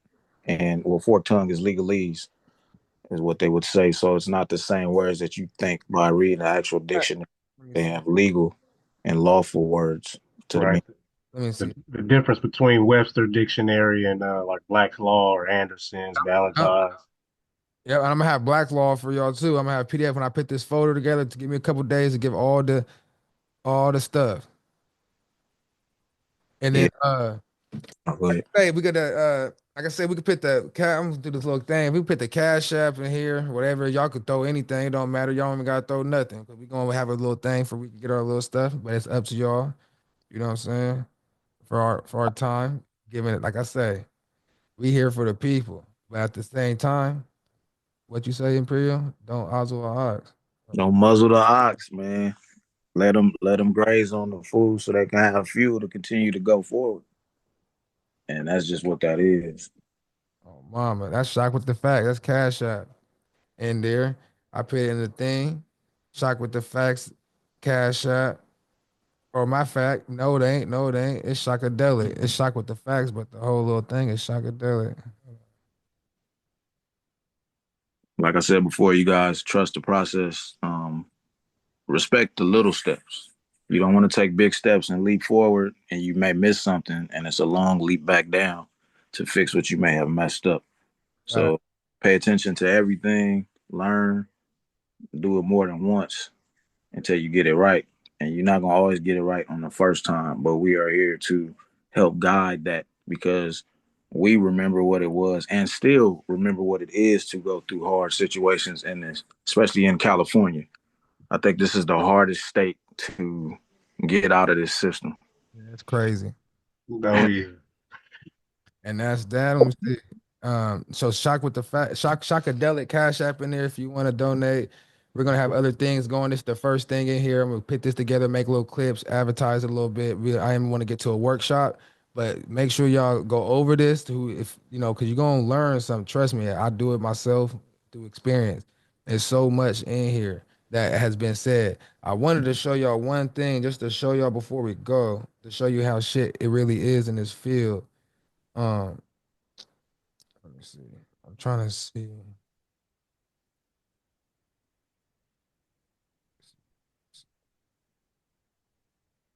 We didn't have any more questions from the people. Okay, it is. So my brother Moshe in the building. What's going on, sir? Oh, peace to you, Moshe. It's been a minute.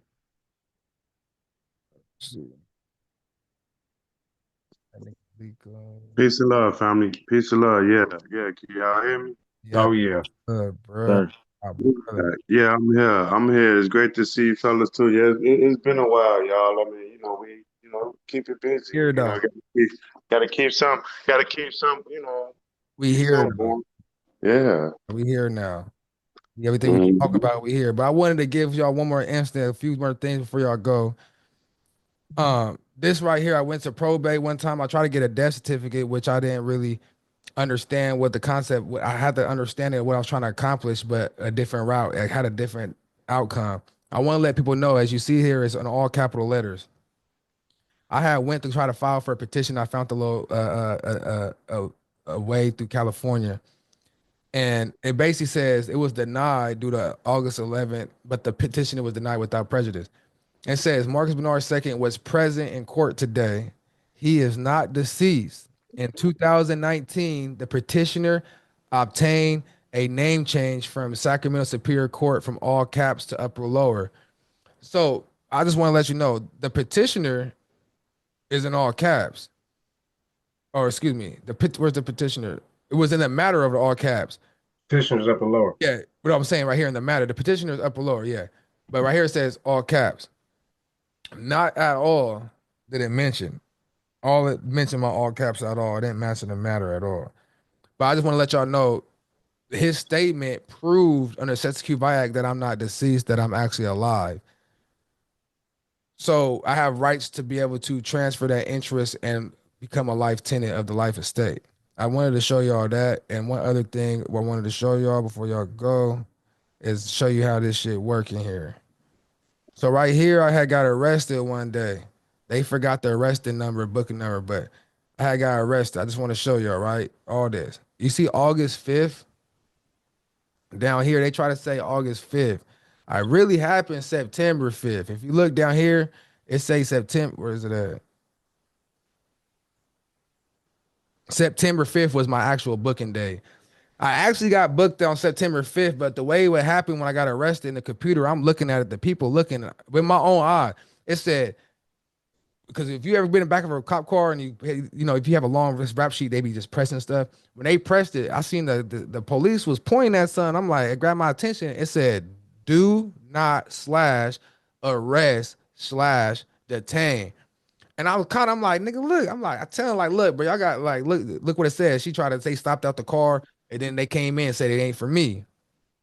But she tried to say it said 1994, not 1993. But all this information is under my profile. But if it said 1994, if it did say 1994, didn't my insurance bond that I showed y'all say 1994? Because I'm born 1993, so the insurance would be the legal title of the birth certificate. If it did say 1994, the bond had been in the system and it's my insurance. So instead of taking me, I have an indemnity bond to indemnify me from all charges to protect me, the creditor, living being. So even if it did say, I know what it said with my face, with my eyeballs.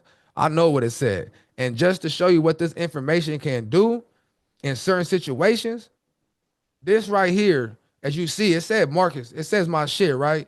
Marcus. And I got arrested for shrooms, like a pound and a half of shrooms, and 48 tabs of acid, or 30 some tabs of acid. They stole my shit. They end up arresting me for resisting the officer instructing because I took them on. I ain't gonna lie, I booked on it. Boop. They took my shit, man. I got witnesses and everything. I end up having evidence of picking up my backpack from the motherfucking evidence room with baby mushroom crumbs in there, bro. I'm like, bro, where were my mushrooms? I'm in there like, bro, where my mushrooms at? Y'all stole my mushroom and acid. Cause I'm thinking, I'm thinking how I'm thinking and and all the bullshit. But anyway. It says pending identification. It gives my XREF booking number. They don't have the booking number on the number that on the charging instrument that I showed you. It don't have the booking number. But I want you to say it shows everything, right? It shows everything. Now watch this. But after I got to the booking, when they booked me, when I got to the sheriff part, look what happened. Everything disappeared. They took my name out, the date of birth, the sex, the pounds, everything disappeared. The only thing that stayed the same was the X-ray. Everything else, shaboo-boos. So I just want to let y'all know, like, I know I've been through hella stuff and I did hella shit and I thought it failed and all that. But if you stick to it and you start educating yourself and you start doing things a certain way, no matter what, you gonna prevail. You know what I'm saying? Even if you fail, you prevailed in learning the life lesson. You prevailed in keeping somebody else like y'all that I'm talking to prevent the same mistakes and get your shit in order. So I just want to let y'all know that they will do scandalous stuff like they do Sovo, like they do Sovo and like they do everybody else that they've been doing janky shit with. I just want people to know that, man. That's it. I just want people to know that stay true to you, do what you need to do. So anything's possible. Facts. You know what I'm saying? So y'all need to do what y'all need to do. You know what I'm saying? And that's what that is. You know what I mean? It's all love. It's all peace. And this is for the people. And we move in a certain way. And we gonna get ours and y'all gonna get yours. And that's a fact. It's go time. You gotta remember you're in a privileged position to get this information. A lot of people may have heard it. A lot of people may have overlooked it. They may have scrolled by it, but God has chosen you and other people to be in this position. And it may be a small percentage of people who are going to operate under this. And some family, friends, husband, wives, they may be lost and you may disconnect because they're not going to understand or be able to go with you on this next mission. You will be able to save them, but you have to take care of yourself first and get yourself out of this system so you can be able to operate in that magnitude or capacity. Worry about yourself first before you worry about everyone else. You'll be able to take care of. You'll be able to get to that when the time's necessary. All right. Correct. And it's like I say, it's all love. I'm excited, y'all. I'm excited for me to be back out here, my people. I'm excited for those who came and those who gonna come because in this field, trust me, they gonna catch on to this video. They gonna catch on to the info. Oh yeah. And it's gonna take time. And I appreciate y'all. I'm gonna have a list. Make sure I'm gonna let me see. I got a list of people. I need a list of everybody who can. No, we gonna put a list. This is gonna be the group, bro. We gonna put a list together. We're gonna put a list. Shout out my people that came. Taylor, Lee, I see y'all in here. Appreciate y'all spending the time. I know y'all taking notes, and we got nice and company in the building. Yeah, come through. Well, it's love, y'all. I'm trying to say. Good.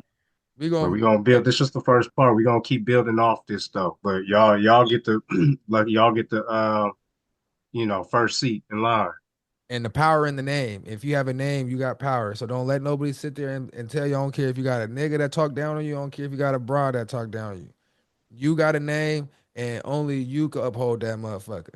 So don't let nobody bash you and talk you down and all that. Nigga, hey, you got power. You got knowledge, use it. You know what I'm saying? You everything. And I tell everybody every time. Hey, if you gonna hate me for telling you what you are and you got power, if you're gonna hate me because I'm telling you about your religion or what you believe, you do whatever you want. But I'm telling you, go inside yourself. I'm telling you, pray to you, your spirit, strengthen you. Why are you going out to something else to give yourself out to something that don't talk back? You know what I'm saying? Everything's in you, the spirit in you. You know what I'm saying? So that's the best I could tell people is to relive that and to find happiness in you, because nothing outside of you, not me, not nobody, but the knowledge that you gain can make you better, can make you feel better, understanding, but it also bring pain, because having understanding of something great, for those who don't understand, you will feel pain for it, because you have to sit there and deal with the incompetence. But it's love. I appreciate everybody coming out. I'm gonna save this video. It should have been recording, as it said it did. We definitely appreciate y'all, and it's just getting started. It's not over, so be prepared to shoot financial literacy. You know what I'm saying? Like I said, this is educational purposes, like he said, entertainment. But if you do believe or see things, it can probably give you freedom. We're just doing it with God's work, and that's the first thing and foremost. And the Yahweh would be the head of all this. And Shock came together with this. AP, we all sat down. We think everybody should be able to have an opportunity and a fair chance, fair trial. That's in the Constitution. Absolutely. Praise Yahweh. Most definitely. You already know, y'all.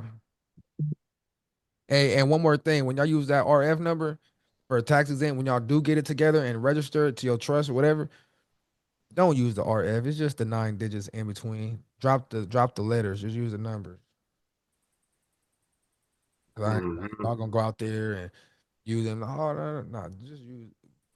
If we could think about using that number, y'all could do it. Just drop the letters. All right, I just doing that for after you guys get it registered. So if you get a sticker, and it's going to be very hard for you guys to get not too hard, but they try to act. It's gold. So when you go in there, you try to ask for it. Some people may not even give you those stickers because they hold on to it with dear life. So you're gonna have to swindle them a little bit at the post. If y'all really having a hard time, we can get you a res number. Yeah, we have a few of them. We got a couple, but they should give y'all it no problem. I know I've heard somebody that when they did give him a slight problem, like, oh, what do you need it for? He was just like, oh, I send out a lot of international mail, stocks and bonds, and they handed over a roll. So I mean, not too often do they give you a hassle with that. But post office is your office. Be friendly, be respectful. That's your office. You're gonna get a PO box. I forgot to tell y'all.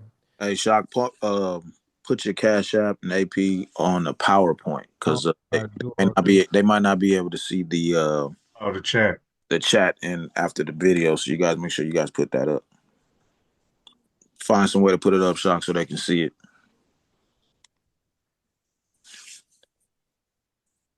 And yeah, once again, the RF number, once you guys send something out with it, you'll be able to use it, utilize those 9 numbers. You see the numbers is like your EIN or your social security numbers, 9 numbers. So you guys should be able to use that once it's right. And food for thought. Once it's registered, once you send it back to yourself and it's activated, these are registered numbers. You can register anything, any and everything. Think about registering for fun, a ghost gun, or registering your weed, registering your, you know what I'm saying? You can put it all held in trust, sign it a res number. So now you have documentation showing that your trust owns that as property, registered through the UPU. Now, if you get pulled, or you have proof and evidence of protection behind you to at least defend yourself if anything happens. And they hold that with dear life You know because what I'm in the saying? record it says if they lose that mail, you will be getting a insurance of $50,000. And you Oh got yeah. your own ledger. So it's They so make much sure. going on with this, y'all. It's so much. So much information been said, 3.5 hours, Yeah, we good. and you can't break it down. Like we broke it down to so much right now, but I'm telling you, if we was to do this again, it would be broken down in a whole nother terms and another perspective. You know what I'm saying? So talking about it repetitively is good for communication basis and to point different lights and angles because every moment's different and certain things spark certain other aspects. Like I kept forgetting and AP would bring it up because it sparked, you know what I'm saying? And it pretty like it's be different lights and angles. So I want to let y'all know, cipher this information. It's not over. We're gonna go over this, do a workshop. You want to do the living estate trust and the private business trust step by step question. Fill this in here. Yeah, you want that a name change. If you haven't got the name correction, we'll do a PO box. help people. The PO box at the post office. Got I'll do a it. video on Instagram, just a little reel that how to do the PO box. I forgot that because you need the PO box for your administration, and we're gonna dock the birth certificate with the postmaster at the post office because all warrants goes to the postmaster to get signed off by because the postmaster, if you're not on the estate, the living land, and Samuel, the life and death, if you're not on there as registered, as the vessel because when people come and dock in, you have to dock of the registration. You got to let the post officer know what's happening because he's the one that knows who's at war and who's at peace. He's the ones that gets to go and do the deliveries and everything. You have to dock. You have to dock. And we got people that talk to postmasters and people that did dock the birth certificates. I could have people up here and show y'all and tell y'all they docked them. The postmaster took their birth certificates, etc. But just stay tuned, y'all. Want me to show? Have faith in me, have faith in y'all, and empower each other because I was down for 2 years. Yeah, I studied, I kept myself sharp, but I was down and it took me a lot to get here and do this right now. Like, you don't understand, this was last moment. I still put all this together and I did certain things last moment. Yeah. I called out for work today. And I stayed up late last night. I really it took me a lot to get here, and I'm very proud of myself because I know from this point on it's on, and I'm gonna be in the public and shot with the facts when they get on helmets. You know what I'm saying? On mamas, and I hope the people that fucked with me, and I pit people on in a sense of my voice and help people's programs and help people's images go. They took my likeness for kindness. You know what I'm saying? I brought a lot of people and knowledge and I never got it. I got acknowledged by the people, but not by the people that I build up. You feel me? So right now, you got the right person. This money gonna come every way. You know what I'm saying? And it's starting with us. Hey, I'm from SAC. You know what I'm saying? I'd rather have a face card and I go out and I could skip the line. You know, I don't care what you have. I could be broke as shit, but guess what? Good love, good people. I just skipped the whole line, got in because I know, bro, he fuck with me because of respect. Yeah. Vice versa. So we gonna build something, y'all. We appreciate you guys, man. Thank you for everybody coming out and stay tuned. It's much love to everybody here that came through. And Shocky did your thing, man. AP, Yeah. Yes, so sir. Stay tuned, y'all. We got another one coming up. We'll keep y'all updated. To stay on the gram or on the gram and try to be on. I'm a matter of fact, I need how can I do the emails? I'm gonna need somebody to put the email in the chat because email. Yeah, let me see for the chat. If everybody ain't here, or just put your email up and have them email you. that's what I'm gonna do. Yeah. And have them email you, then you can return what's needed. Email Shock with the fact. Oh, I just posted my email in the chat. I should have did this already in the beginning. Shock with the facts at Gmail. So even if you re-listen to this and all that, email me. I'm putting the templates together for all John Does.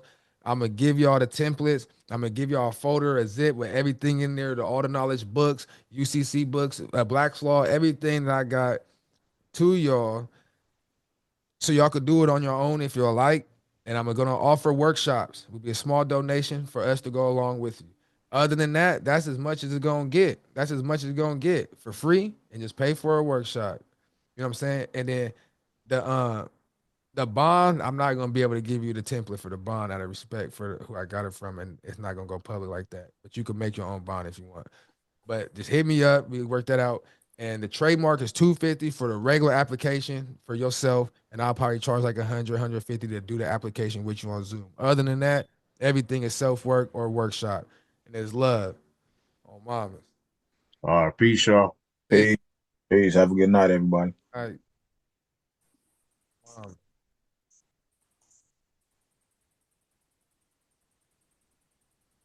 All right, I'm just gonna start removing everybody out real quick. Moshe.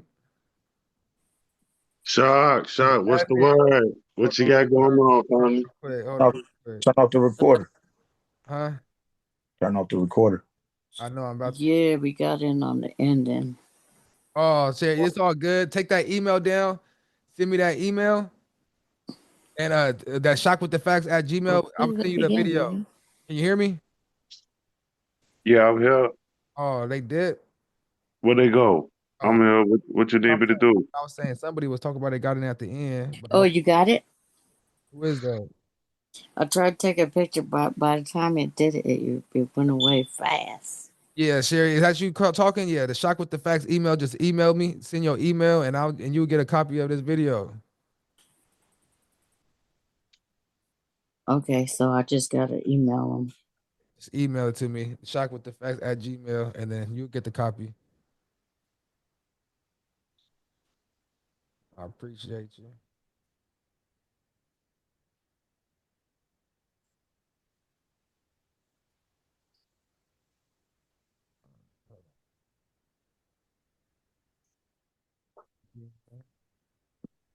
I stopped sharing.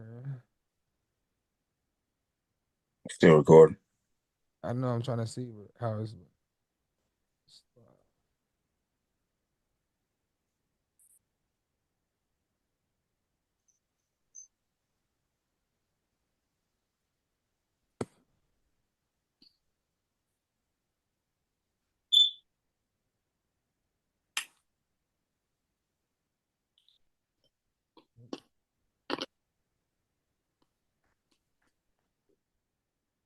All right, now just stop it.